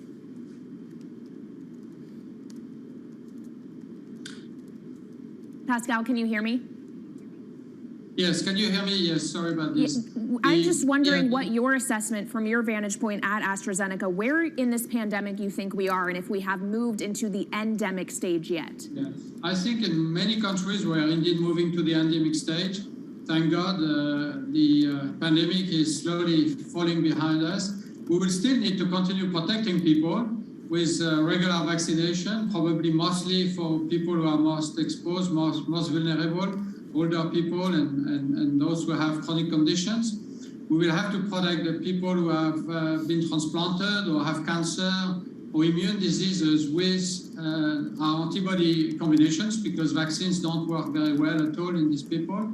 So there will be a need, like for flu, a need for regular protection, but mostly in most countries around the world, the pandemic is now behind us, I believe. All right, well, speaking of different stages, you have been at AstraZeneca since October 2012. You are coming up on your 10-year anniversary as CEO. How long do you plan on staying in that role? At what point will it be time to pass the reins to someone else? Well, I'm still very, very committed to the company. We still have a lot to do. We want to be a leader in oncology by 2025 and in each of our therapy of focus. So, you know, I'm very excited. This is the best time to be in our industry. An enormous amount of new science is breaking out, new innovative medicines we can bring to patients. Of course, we have challenges. This industry is of course, always evolving, but very exciting. And I'm building a lineup of very strong managers and several who could succeed me. So the company is in a good place. Okay, and you mentioned oncology and ambitions there, Pascal. I wonder what you make then of reports that US regulators may want to put the brakes on approving new treatments, new cancer drugs, and other medicines developed in China, amid concerns about the quality of studies that go into that. Is this something that at AstraZeneca you're thinking about will impact AstraZeneca at all? Actually, I think what the FDA has said is that they want clinical trials done for oncology drugs to reflect the diversity of the population. You know, most pharmaceutical companies these days are very committed to producing data that will cover the various populations that exist in the United States. And so the FDA has said if you bring data that are purely done in Chinese patients, this doesn't reflect the diversity of the population in the US, and it's not sufficient for approval. So to some extent, it will reduce the competition coming out of China, because a number of companies had focused on developing a product for a quick indication in only Chinese patients. And quite frankly, it is not appropriate to request companies to develop their products in a variety of populations, but then on the other hand, accept purely Chinese data. Okay, interesting thoughts. Thank you very much for your reflections on that and that full conversation. Pascal, thank you. Pascal Soriot, the AstraZeneca CEO, joining us from Sydney. Coming up on this program, we'll be back to the earnings story and sales at L'Oreal reaching a record high. We'll speak with the CEO of L'Oreal, Nicolas Hieronimus, joins us next. This is Bloomberg.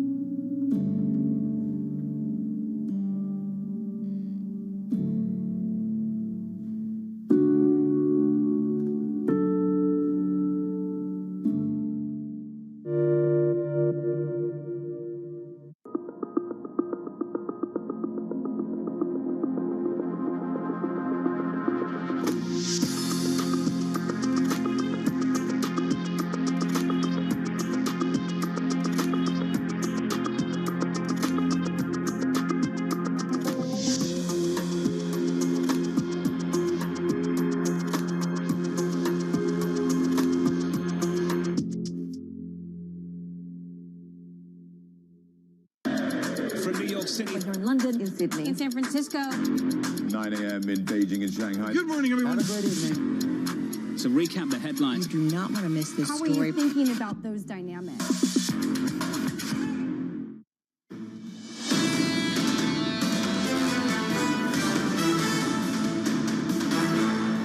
This is Bloomberg Surveillance Early Edition. I'm Kaylee Lyons with Matt Miller in New York and Anna Edwards in London. While L'Oreal sales reached a record high last year as the cosmetics company staged a full recovery following a lengthy COVID-related slowdown. L'Oreal CEO Nicolas Hieronimus joins us now for more on the company's results. Thank you so much for joining us, Nicolas. The luxury unit is really what's interesting here, surpassing the consumer unit now. Is that going to be your most important business segment going forward? Well, first of all, thank you for having me, and I'm very happy to comment the L'Oreal results. As you mentioned, it's a historic year, a historic performance, plus 16%, twice the growth of the market, and it's really a collective work. I'm going to answer to you about the luxury division, but I really want to say that we have a grand slam because all divisions, all regions, and all category had a growth that was better than the average of the market. As far as L'Oréal Luxe is concerned, it's true that it has become our number one business, and it reflects the aspirations of consumers around the world for superior products that provide greater quality and greater experiences. And it's quite likely that it's going to be one of our strong growth engines for the future, next to the Active Cosmetics division, which this year has a plus 32% growth, so it's actually the fastest growing division of the group.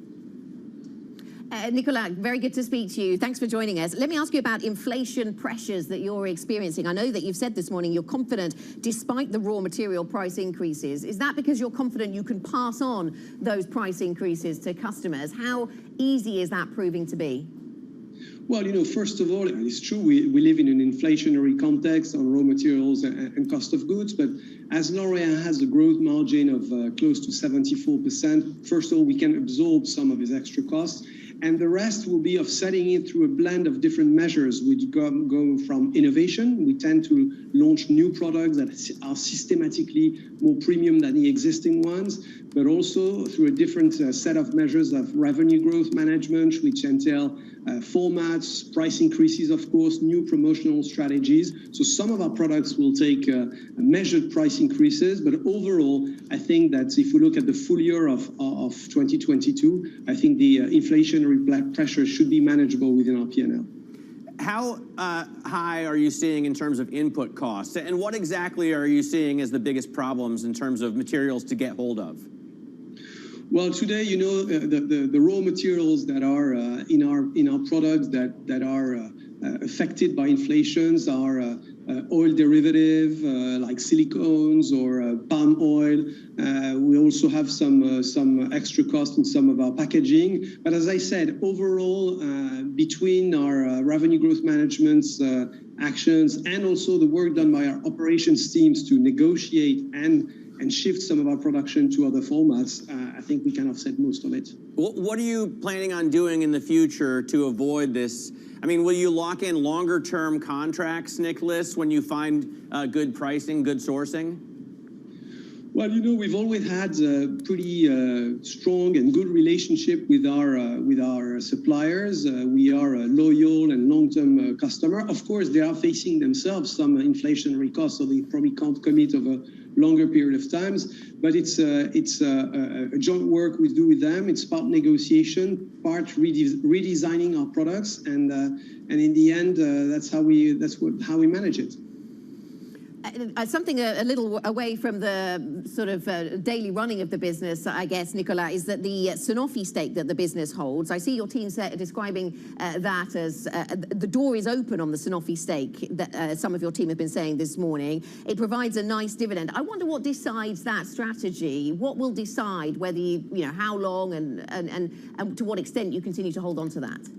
It's just a question of both needs and opportunities. We've been a long, loyal shareholder of Sanofi, and we are keeping that stake in a very beautiful French company, and that delivers nice growth in dividends. And it's true that should there be an opportunity that requires a certain amount of cash for L'Oréal, we could, of course, dispose of that investment to make such an operation. If we take the buyback of the Nestlé shares, for example, we did not need to do that, to use that participation, and therefore we decided to keep it and to stay a strong and loyal shareholder to Sanofi. Nicolas, your business is global, obviously, but your heart, no doubt, is in France, and we're heading towards the French election. I wonder if you have any suggestions as to what a policy priority should be under the new leadership or returning leadership of Emmanuel Macron. Well, you know, it's true. I'm a French citizen, and I'm very proud that L'Oréal is one of the few world champions for France. But as far as the request I could make to governments, I think for me one of the important topics of the moment, and actually it's linked to the French presidency of the European Union, is to try to align on the measurements and the KPIs of CSR performance, of non-financial performance, because there are different opinions, different KPIs, and we need clarity and the same rules for everybody. Now, if I answer your question as an individual, as a father of two sons, I was telling you about my son who's in New York, I would say that investing in education is probably one of the most important things to do, because that's what's preparing the future of this world. Nicolas, thank you so much for your time. Good to speak to you. The L'Oréal CEO, Nicolas Hieronimus, talking to us here on Bloomberg TV. Coming up on this program, we'll continue to follow corporate earnings and speak with Lynn Good, the CEO of Duke Energy, after their results. That's actually coming up a little later today, 10:30 a.m. in New York, 3:30 p.m. in London. This is Bloomberg.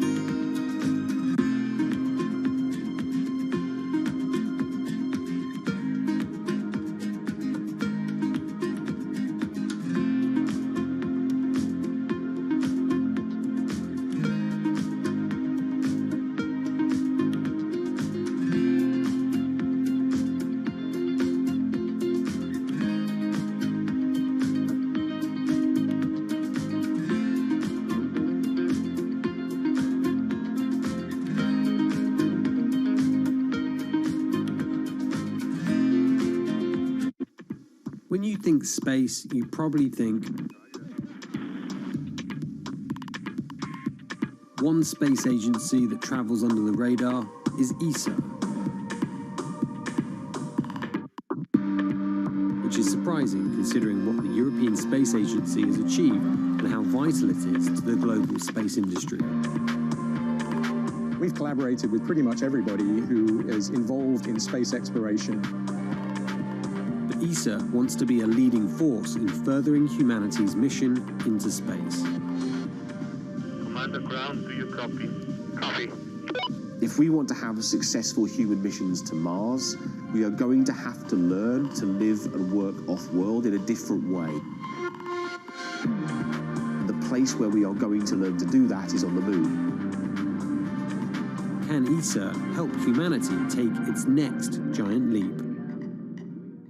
A lot's happening on Wall Street. It's the basic law of economics. The Fed is telling us this is transitory. Need to catch up? This is Bloomberg Wall Street Week. I'm David Weston. We've got the information and insights. David, you just hit the nail right on the head. From businesses most influential and instrumental. And that's the way you run good risk management. We need to invest in our systems. Bloomberg Wall Street Week premieres Friday with replays all weekend on Bloomberg Television and Radio. Wherever you get your news. This is Bloomberg Daybreak with Lee. On Bloomberg Radio. Welcome to Daybreak Australia. This is Bloomberg Technology. This is Bloomberg Green. On TV, radio, and the web, this is Bloomberg.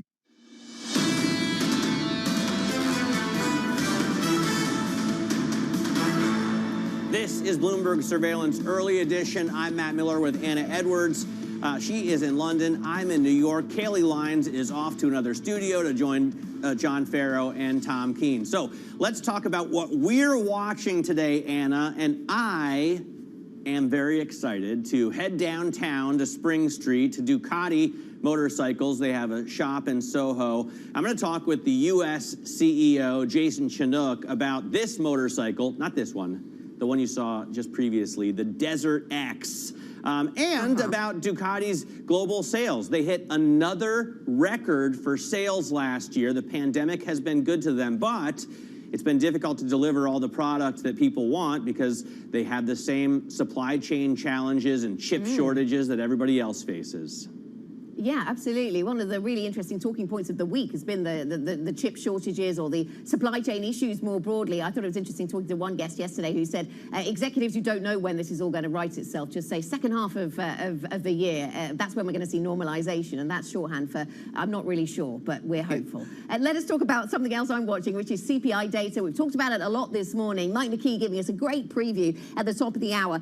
Is this really the print that's going to tell us whether we get 50 basis points from the Fed in terms of a hike in the month of March, or do we have to wait for next month to get next month's CPI, which will come about a week before the Fed meets? So that could be the crucial one. Bloomberg Intelligence saying this isn't going to be the peak. The peak will come next month, and it could be above 7.3%. So wherever we land today, that might not be it. That might not be the top. We might have to still have those conversations, Matt, about the highest inflation since 1982. What were we doing in 1982? We weren't following the markets so closely, I'm sure. More Bloomberg surveillance is ahead. We'll hear from Jack Ablin of Crescent Capital. That conversation coming up shortly. Plenty of other guests to talk to as well. This is Bloomberg.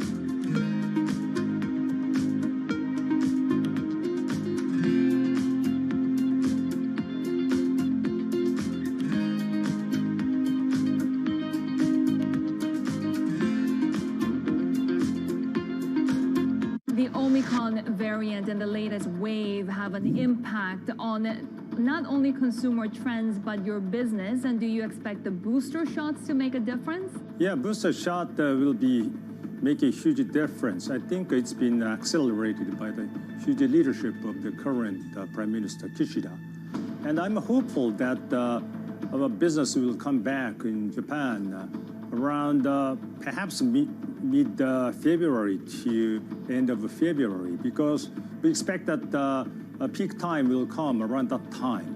And then the government will shift toward the reinvigoration of consumer.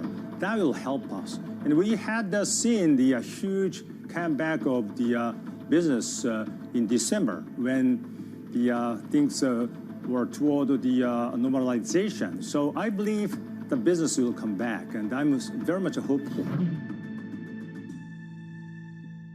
Front Row, exclusive interviews with the most influential figures in finance. Lloyd Blankfein. Deflation is a terrible thing. Inflation you could tolerate. Kathy Wood. Tesla will be in the pole position to dominate. Jeremy Grantham. We've had a very, very abnormal honeymoon Goldilocks period. First available on the Bloomberg Terminal, then on Bloomberg Television and Bloomberg.com. Front Row, the best seats in the house for business's greatest minds.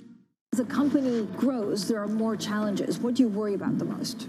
The market opportunity for us is enormous, and so our challenge is to continue innovating, driving, and pushing ourselves every single day to go after the most attractive profit pools in this incredible global beauty and wellness market.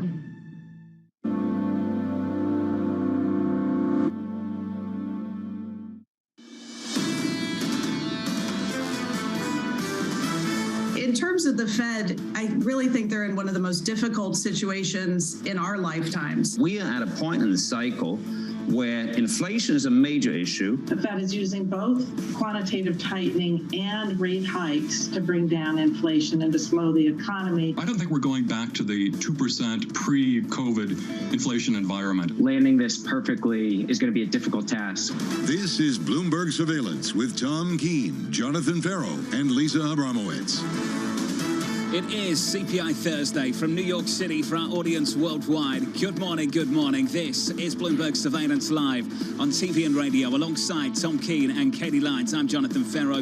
Your equity market down 0.1% on the S&P. TK, the data a few hours away. Well, the data a few hours away, but it's a scope and scale of when did we last see this? And critically, John, when did we last see it for a set of time? I love what we had in the opening there. What are we going back to? That is the number one question, is what is that new terminal rate on inflation? Forget 2%. Is it an Adam Posen 3%? Is it what we heard from Rebecca Patterson yesterday? Do we need to get used to 5% inflation? Well, today it's likely to have a 7 handle if the estimates are anything to go by. Right. 7.2 is the median, the highest 7.6, the lowest 7. Going into this, Tom, let's talk about how the market's set up.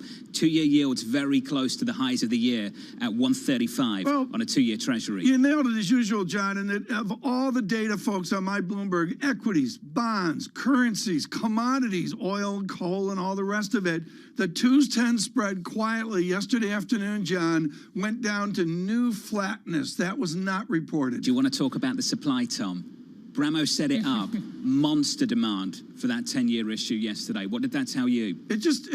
Well, I'm in the camp, would everybody calm down? And frankly, that's in the camp I'm in. As Lisa wrote in her essay on tantrums, I don't think we need tantrums here. We just need to look at the data as it comes in and the trends of the data. And the auctions show confidence. 193 on 10s. Let's call it 194. Let's talk about the earnings. The earnings. Katie Lyons, the Walt Disney Company, just knocking it out of the park. Blowing it out of the water, beating on profit to the tune of, I think, 86% above analyst estimates. And this is multifaceted. On the one hand, you have the kind of reopening side of the equation with the parks business exceeding expectations. But then on streaming, you would think Netflix maybe didn't bode well for Disney Plus, that all-crucial streaming service. Blew it out of the water there, too. Nearly 12 million new additions in the quarter. The street was looking for, what, 8.2 million? Just far and away exceeding expectations. A pretty good start to Bob Chapek being on his own. The name is driven by the subs. I get all of that. But, Tom, just listen to this stat on the theme park business. Average customer spending 40% more than before. What a stat. Paul Sweeney says it's like just EBITDA margin. It's just all margin when you go to the theme. John, have you ever done that? Have you ever been to Disney World or Disneyland? I've been to Disneyland Paris, Tom. No, that's not real. For the Ferro family, it didn't work out. Do you want to tell the Walt Disney Company it's not the same thing? It's not the same thing. Shanghai's not the same thing. We didn't appreciate lining up for rides. You got to go to Disneyland. That's the only real Disneyland near Anaheim. It's small, it's tiny, and it's just, it's When did you last go to Disneyland? I was 1950, whatever. John, I got to show a chart for Global Wall Street because we're focused on inflation. We're focused on the economics of financing investment. John, you've lived this. This is the worst chart on banking in the world. The success of J.P. Morgan as compared to BNP Paribas just getting itself above the 2007 level.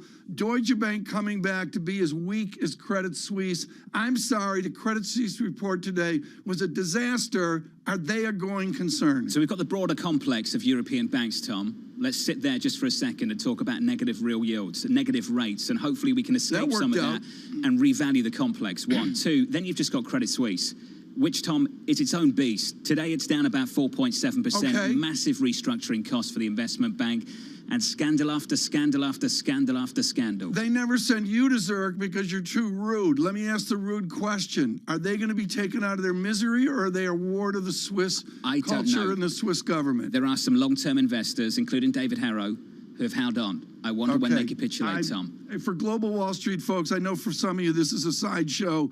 This is just stunning, John, to see. Ugly, down 5%. I hope I didn't take too much time on that. You did not. Futures down 4 on the S&P. We'll whip through it, TK. We're down about 1/10%. On the NASDAQ 100, we're down 1/4%. Just really strong demand at that 10-year auction yesterday. The curve flatter, so 10-year yields down, 2-year yields up.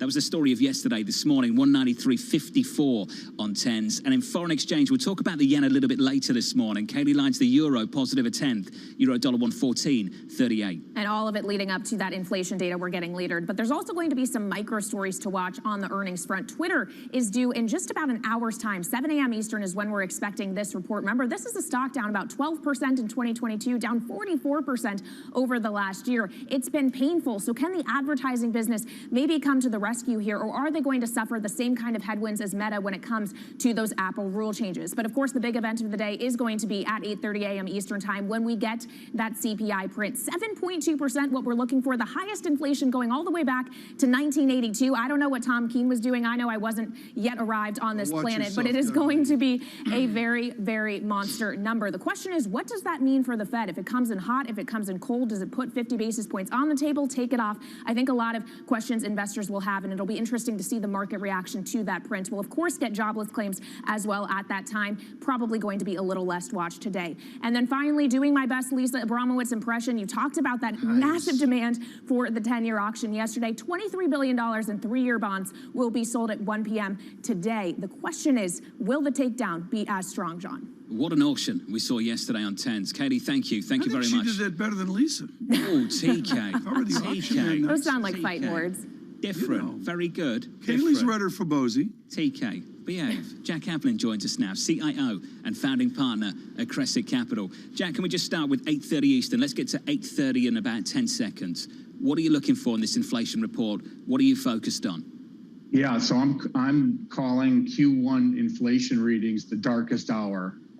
This is going to be a very difficult period for investors who are watching inflation, looking at interest rates, focused on the Fed, having to try to, muddle through this Q1 where we expect inflation to peak.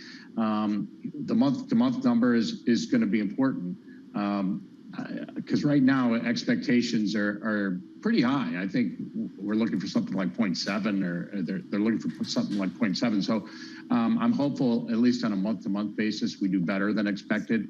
But economists are expecting 7.2 for January, and then even going up from there. So it's going to be very difficult for those of us who think that inflation is rolling over slowly to get through this quarter. Jack, Kaylee Lines brilliantly mentions 1982 on inflation. Just to begin with, yes, I was working at Sotheby's. I was actually a new employee at Sotheby's at that year. I want to get back to the idea that at the time a larger scope and scale was the Iran-Iraq war. We don't have these distractions now.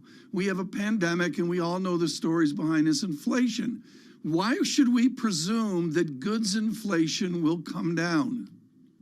Sure. Goods inflation, well, a number of things. One is the wage price cycle was essentially contractual back in the late 70s, early 80s, when a good number of U.S. employees had cost of living adjustments built into their contracts. So that was an automatic.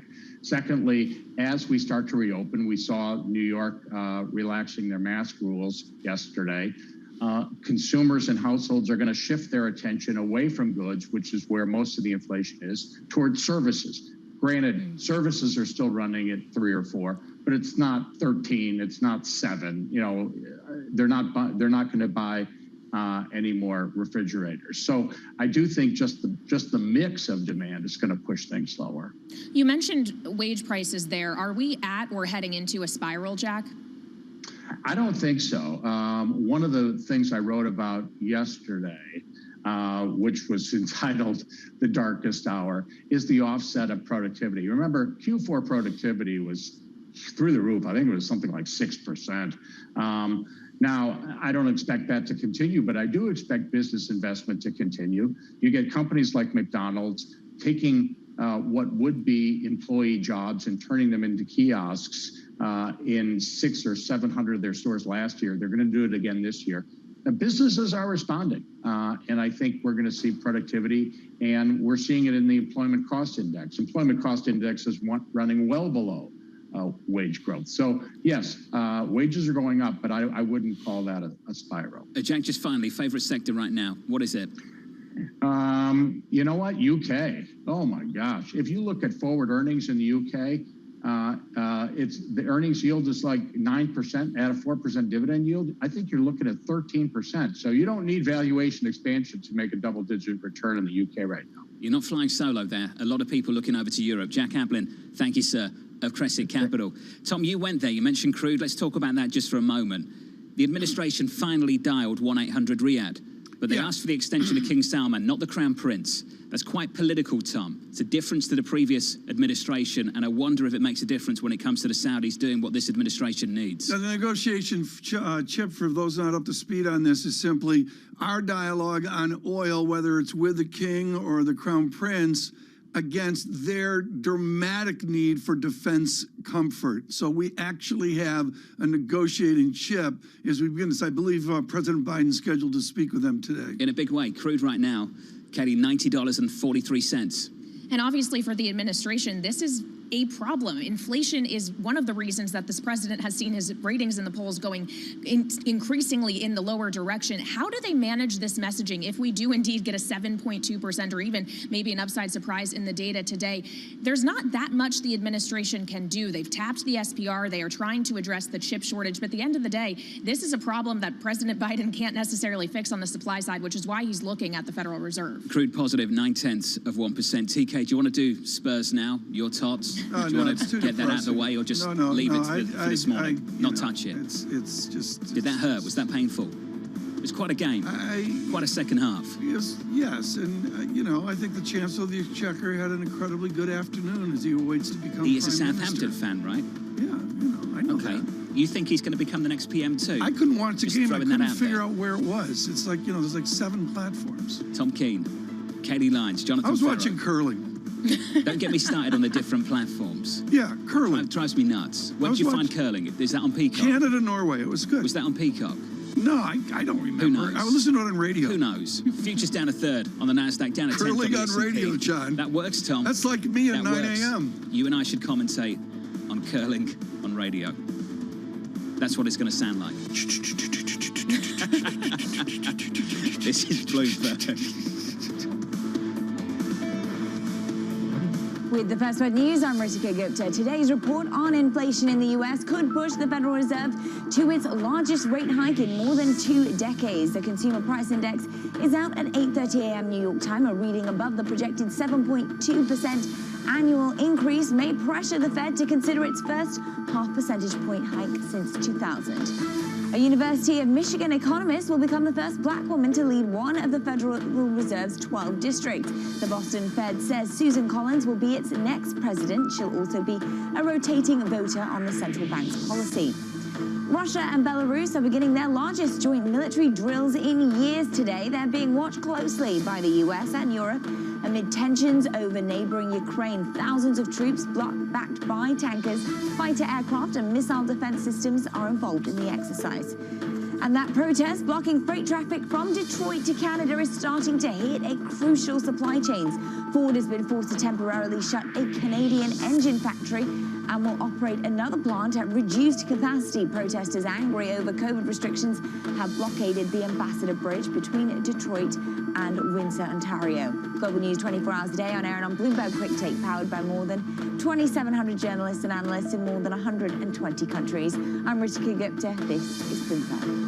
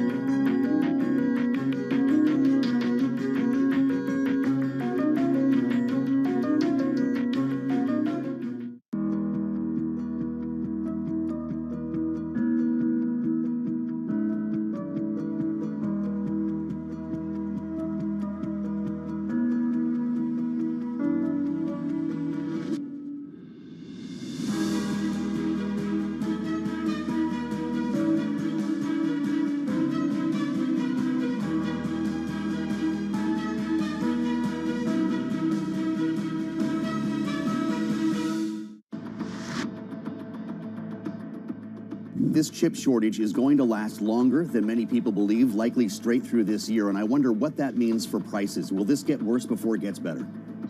I don't know that it will get worse before it gets better, but there's no reason to believe it's going to get meaningfully better anytime soon. The Commerce Department put that data out yesterday, and what it showed is that there's a real shortage. Demand is 20% higher than it was a couple of years ago. There's a huge mismatch in supply and demand. Prices are high. Prices are higher. So what has to happen is we need to make more chips. Unfortunately, there's no easy solution. The solution is increased domestic manufacturing of chips, which is what we need to do.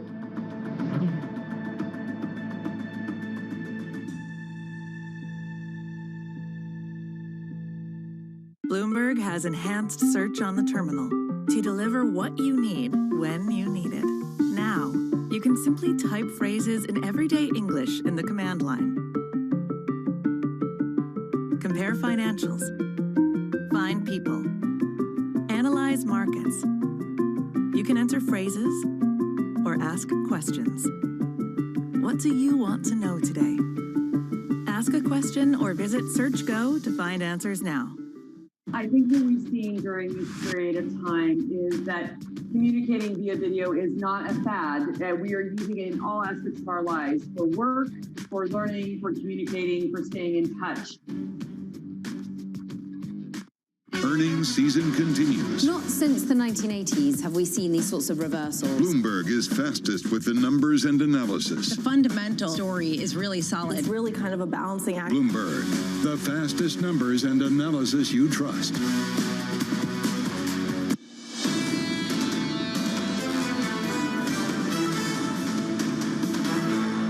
CPI in America, 2 hours and about 12 minutes away with Tom Keene and Katie Lyons. I'm Jonathan Ferro. Your price action, your market set up as follows.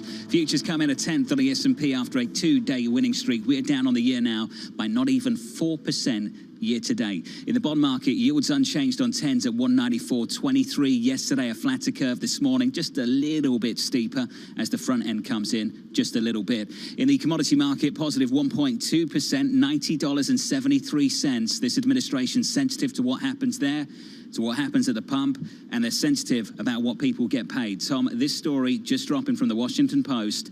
The president to propose a 4.6% pay rise for federal employees, the biggest hike in 15 years. Tom, I have to say 5 is the new flat, and 5 for many people still does not get it done. John, this dovetails perfectly with what Kayleigh Lyons said about 1982 and Jack Ablin's allusion to it. In the story, Lisa Ryan has, in the year 2000, 4.x% up, and then 2 years later, 1982, 4.x% up. I believe you can add those numbers together, John, and do simple math. Federal employees up 9% over a 24-month period long ago. Will we see that? Will they feel good about 4 to 5 nominal? When on a real basis, Tom, it's still negative. Really important behavioral economics. It's not that they will feel good, John. It's they won't feel miserable. The goal is not to be miserable. And the memory of that, John, is the 1930s in the United Kingdom. Well, you see the consumer sentiment numbers, Tom, right now, not supportive. Exactly. At all, not supportive at all. The goal here is not to move to, OMG, I got a huge pay raise, but to move away from the desperation of going nowhere. Which is a key issue for this administration, Tom. Let's go right to that on this Inflation Day. Jack Fitzpatrick joins us. Too many topics to talk about. But, Jack, let's stay on the economy here. The president acts, according to the Washington Post, on a 4% lift. Your thoughts when you saw that?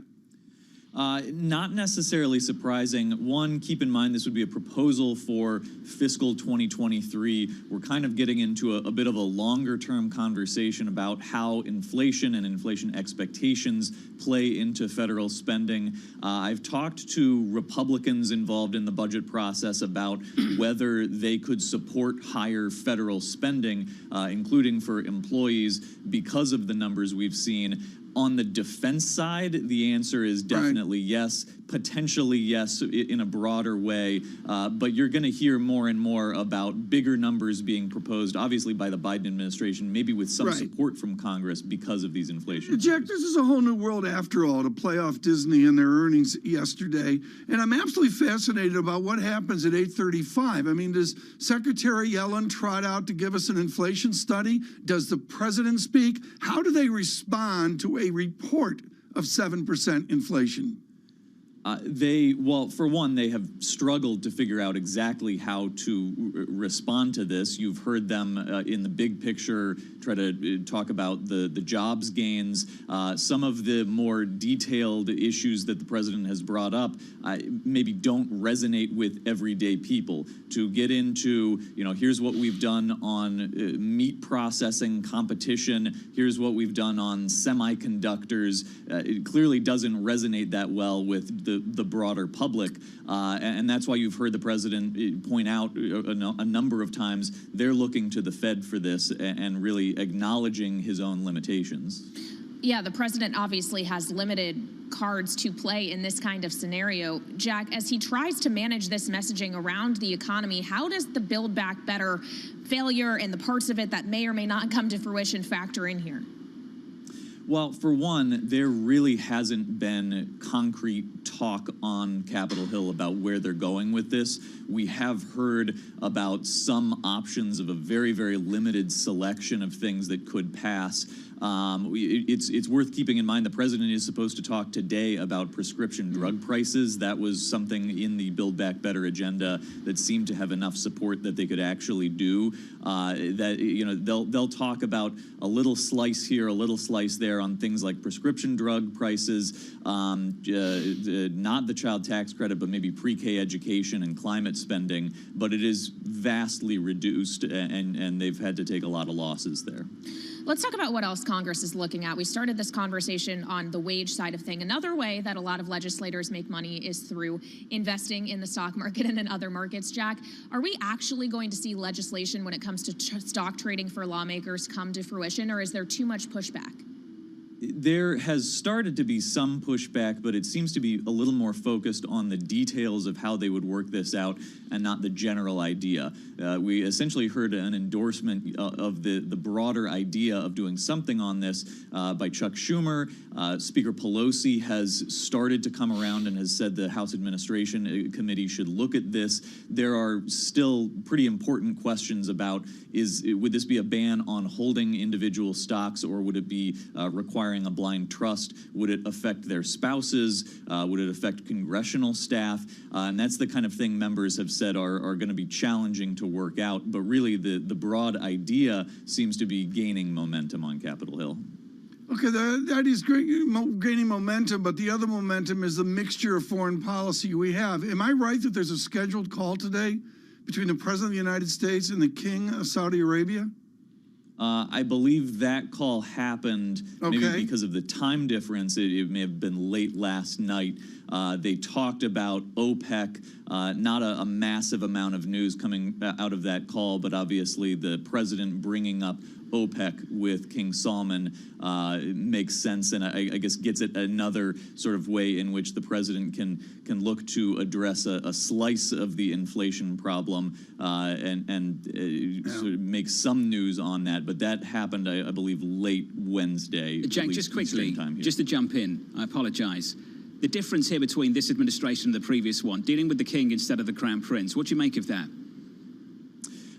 That is, I don't know if that is an explicit reference to human rights issues. I mean, keep in mind, we just saw news come up on the terminal that Jared Kushner has communicated, went to Saudi Aramco headquarters, and so you even still see a contrast between former Trump administration officials who communicate with Mohammed bin Salman, and I think you're right to at least note that it's noteworthy that the president spoke to the king and not the crown prince. Interesting. Something Jen Psaki said at the start of this administration, that's where the focus would be, with the king and not the crown prince for the president. Jack Fitzpatrick down in D.C., thank you. TK, let's just get to the earnings quickly.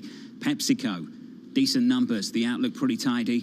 EPS Earnings growth this year, 8%, high single digits. The Dow, 300 points from 36,000, SPX 4574. John, the real story here is now the resiliency of equities. Yeah, it's a drawdown. Let's call it 5% or so. But I'm sorry, there's a constructive reaction in the corporate world. S&P futures down 4. We're down 0.1%. We'll catch up with the PepsiCo CFO a little bit later this morning. Looking forward to doing that. On the Nasdaq, we're down 0.25%. Yields settle down, unchanged on 10s, 193.89, 2 hours and 4 minutes away from CPI data in America.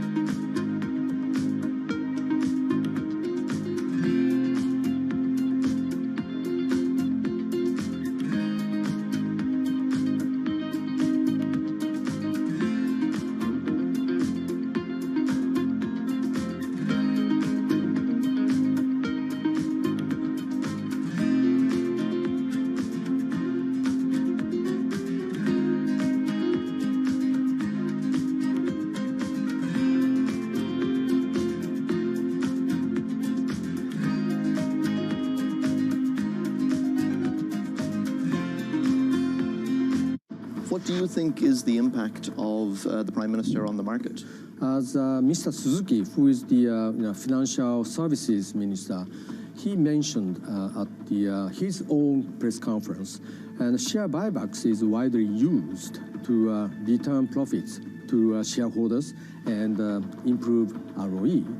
And how to share out the profits from growth is, totally the decision of the management of each company after carefully taking, all the stakeholders into consideration.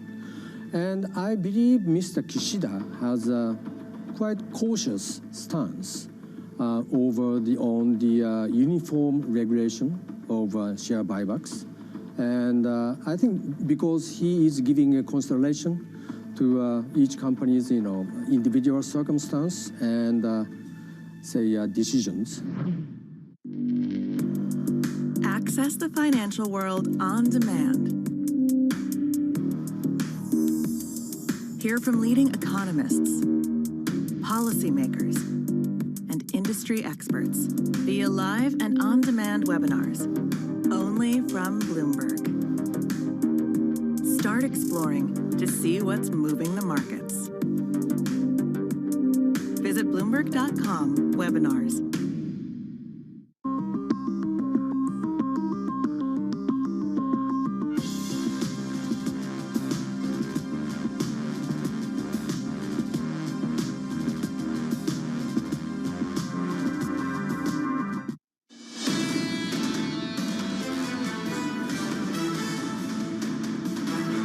The losses year to date now are inside 4% on the S&P. We're down about 3.7%, 3.8% on the S&P 500 year to date. Futures this morning, just a little softer, pulling back from a two-day winning streak on the S&P. We're down 0.1% on the Nasdaq, down 1/4 on the Russell there. The small caps come in 4 points. They're down 0.2%. Here's the bond market picture going into CPI at 8:30. 2s, 10s and 30s, 194 on 10s. Really, really strong demand at that 10-year auction.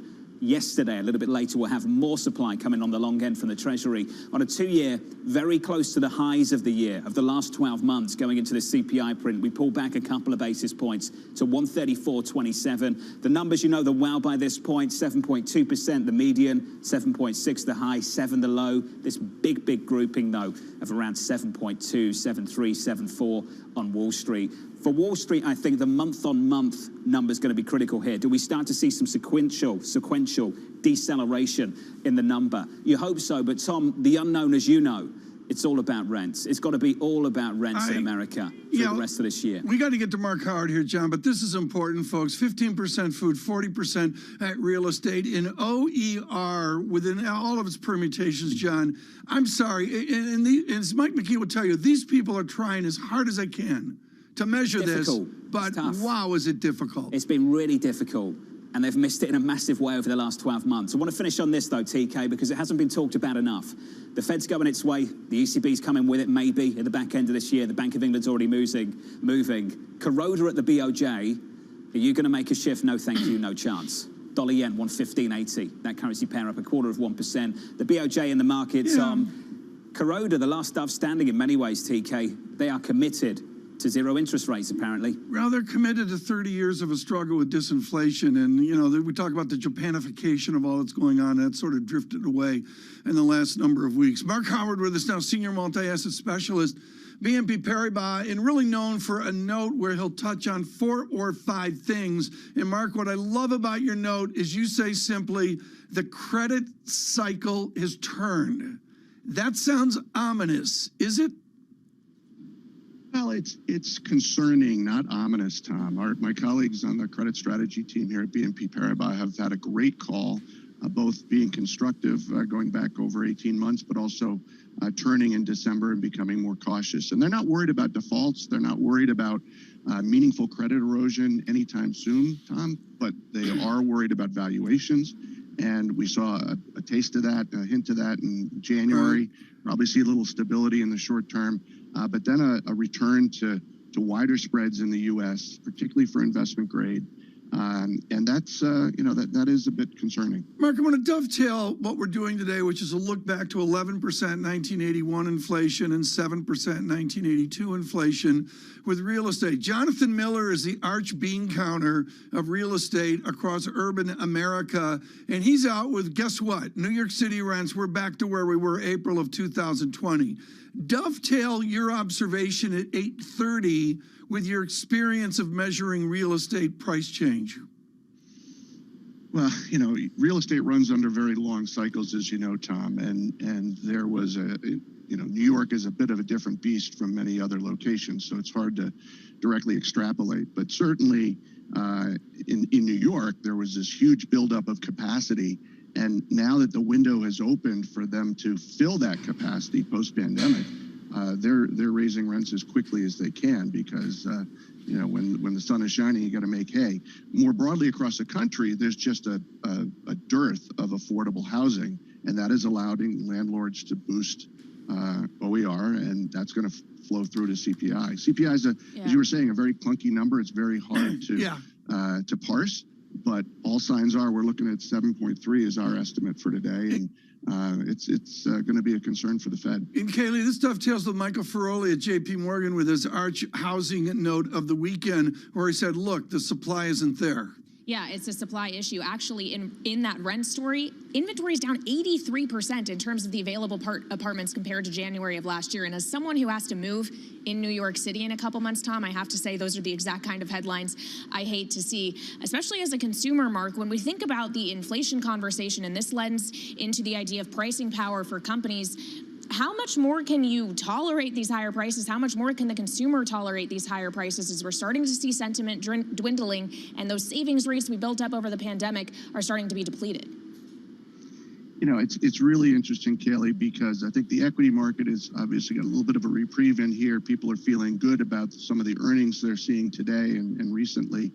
But that's backward looking. We're focused on what's going to happen going forward. There's still stimulus in the pipeline. Consumer balance sheets are still flush from all the stimulus checks and the mortgage deferral under the federal program. But that is increasingly going to go away as the year plays out. So yeah, bookings at at theme parks are going to be great in the short term. People, the governor's announcements in the last couple of days are going to encourage spending at restaurants and theaters and other places, which is terrific in the short term. But we think that moderates as the year plays out.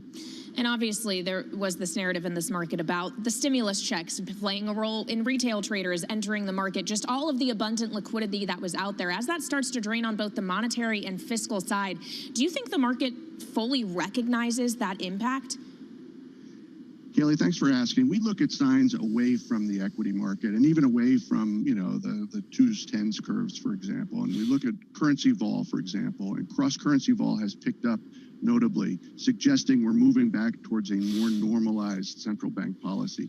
I mentioned earlier credit spreads, but not just spreads, but what's happening when you drill into supply and demand. And what we see from borrowers is they really want the money because they see higher rates in the future, and investors are pulling back gradually. A number of your clients on this very show have been talking about building cash positions and becoming more defensive around U.S. credit.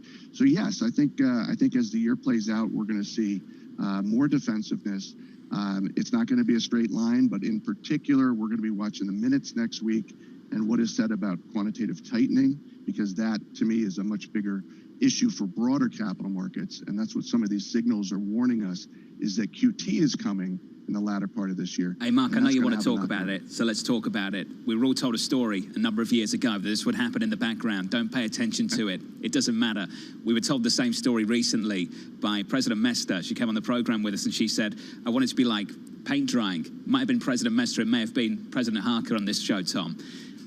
Can it be like paint drying, Mark, when we're talking about a $9 trillion balance sheet and a reduction maybe of $1.5 trillion over 18 months? John, it's a great question. I wish I had an hour to go through it, but there is a massive ecosystem when you talk about real estate, for example. Part of the reason that real estate is so tight is because private equity and other people have gotten into real estate that weren't in it before, and they're in it because of QT, which pushed them out of other asset classes into private assets like real estate. Same thing with venture capital, other areas. There's a massive knock-on effect that QT created, squeezing people out of rates all the way down into much more esoteric things, all the way to Bitcoin. And when that reverses, it's going to have meaningful knock-on effects. I wish it could happen really smoothly, but I am not a firm believer. It's never as smooth as I'd like it to be. So let's get to the last question. We've heard from JP Morgan's Bob Michael, who talked about his cash position. Rick Reeder of BlackRock talked about a bigger cash position. Mark Kiesel of PIMCO talked about a bigger cash position. The response I had from Mark Kiesel, Mark, was as follows. Once you make the decision to go to cash, you've got to make a second decision, when to come back in. Now, Mark, when you start to think about dislocations off the back of QT, when you start to think about a bigger cash position for the rest of this year, help me understand the process you go through to deploy that cash, redeploy that cash into this market. Well, I think they're tactical deployments and they're more strategic deployments. And I think those very astute guys you just mentioned have a lot of experience at doing that. And so there are going to be pockets like we saw at the end of January where the window opens for a tactical trade, and it may be by buying the most liquid vehicle in your asset class of choice, whether it's using CDX indices for credit or you're using futures or something else. But I think strategically, that cash buffer, you wait to see some serious dislocation, some far greater stress than we've seen so far this year. And frankly, you don't do it when there's just talk of higher rates or talk of QT. Look, we're still buying securities in quantitative easing. Yeah. So I think that cash allocation is going to stick around for a while. Bits of it will be put to work when there are opportunities, but more strategically, that's a later year trade, I think. Mark Howard of BNP. Mark, thank you. TK, you know this dilemma well. You make the call to get out the market. The hardest call after that, get him back in. Absolutely, there's no question about it. It's wildly asymmetric. I can't say that enough, John. And of course, I've had that problem for years. Think of the entry points I have missed, triple leverage over the last decade or so. It's been painful. I mean, I see it. John, while Kaylee was talking there, I was watching Tottenham lowlights. And Lowlights. Walker Peters of Southampton, who was a tot, and then I guess he went over to the dark and evil side. That goalie could just shoot the puck. That's all this is about. Are we comparing this to ice hockey now? Yeah, that's the language, John, in America, okay? You got to shoot the puck in sports, and in this fiscal mess we're in, it takes a certain amount of courage. I can't enjoy a football game anymore. Whenever I see a great goal from 25 yards out, 20 yards out, all I think of is you. Shoot the puck. Shoot from further out. The That's kid all you shot want. the puck last night and beat the Tots. Yes, he did. And they did well. Liverpool-Leicester a little bit later, Tom. Oh, I did not know that. 2:45 Eastern. Should I vote for Liverpool if that or takes Leicester? Your fancy. If you want to stay in the good books for certain someone, I'd go for Leicester. I think, if I'd like to... Just some professional advice there for you. TK. Leicester, I love Leicester. I'm sure you do. Alongside Katie Lyons, I'm Jonathan Ferro. Here's how the market's set up going into CPI. Futures just a little bit softer on the Nasdaq, down 0.25%. On the S&P, down 1/10. Yields behave on 10s for now, 193.89. The number we are looking for, 7.2% is the estimate, the median estimate in our Bloomberg survey. The range is pretty tight, in at around 7 to 7.6 year over year. A month-on-month figure that people think will decline from the previous month. That's the hope anyway. That's the hope. Crude 90.65 on WTI at 1.1%. From New York, this is Bloomberg.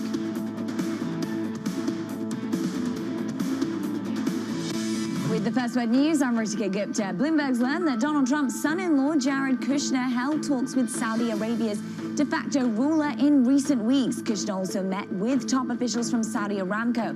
Kushner formed a close relationship with Saudi Crown Prince Mohammed bin Salman during the Trump administration. Kushner has been criticized for seeking investments from some of the Middle Eastern countries he dealt with in the White House. The UK will propose legislation that would let the government impose sanctions on Russian oligarchs in the event of an invasion of Ukraine. Russian billionaires have been buying up property and assets in the UK since the 1990s. Russia has repeatedly denied it plans to invade Ukraine. And Disney's quarterly results have given a boost to a CEO who's finally out of the shadow of his predecessor. The world's largest entertainment company reported sales, earnings, and streaming subscriber growth that beat estimates. Bob Chapek has been CEO for 2 years. He discussed the jump in users to Disney+. And it's really almost directly a function of what the new content is that's flowing into the service. And obviously that content was impeded and made a little choppy even more by the fact that, we had COVID and it interrupted our production cycles. Chapek's predecessor, Bob Iger, retired as executive chairman back in December. Elon Musk's SpaceX has lost dozens of satellites to a geomagnetic storm. As many as 40 of the 49 Starlink satellites launched on February the 3rd were hit by the storm the next day. SpaceX says the satellites either re-entered the Earth's atmosphere or are on track to do so, burning up in the process. Global news 24 hours a day on air and on Bloomberg Quick Take, powered by more than 2,700 journalists and analysts in more than 120 countries. I'm Ritika Gupta. This is Bloomberg.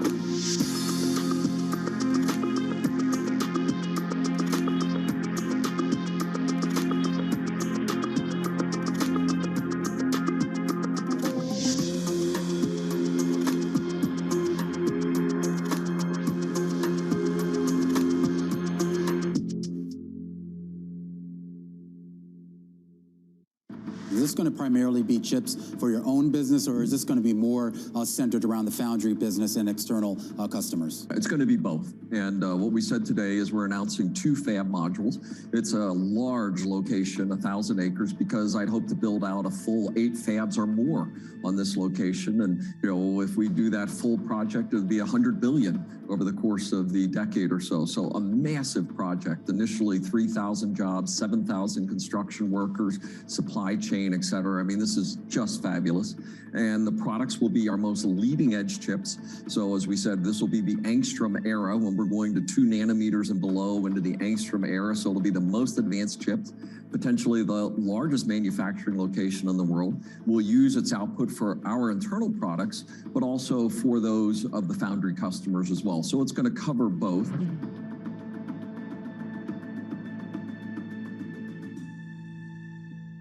Lots happening on Wall Street. It's the basic law of economics. The Fed is telling us this is transitory. Need to catch up? This is Bloomberg Wall Street Week. I'm David Weston. We've got the information and insights. David, you just hit the nail right on the head. From businesses most influential and instrumental. And that's the way you run good risk management. We need to invest in our systems. Bloomberg Wall Street Week premieres Friday with replays all weekend on Bloomberg Television and Radio. How difficult was it to go to investors and say, invest, give money, put money into a travel tech company within this environment? It wasn't that difficult because TravelPerk is doing much, much better than the rest of the industry. In fact, we are at the moment growing at 4 times revenue of pre-COVID numbers. This is a market that over the past few weeks has made it clear it wants to go higher. It got a little spooked by the idea that geopolitical tensions are rising. Crypto, you have a world of young people that want their own financial system and their own culture. And it is very powerful, and I'm a big believer in it.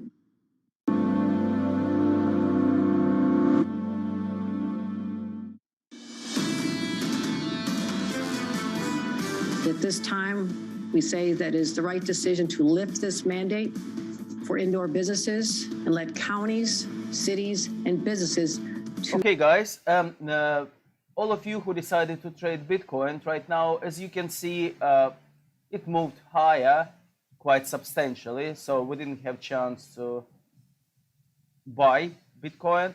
For time being, please cancel your order, and let's wait for other chance to enter position on Bitcoin, okay? Stay safe. On Friday morning, futures down 1/10 on the S&P.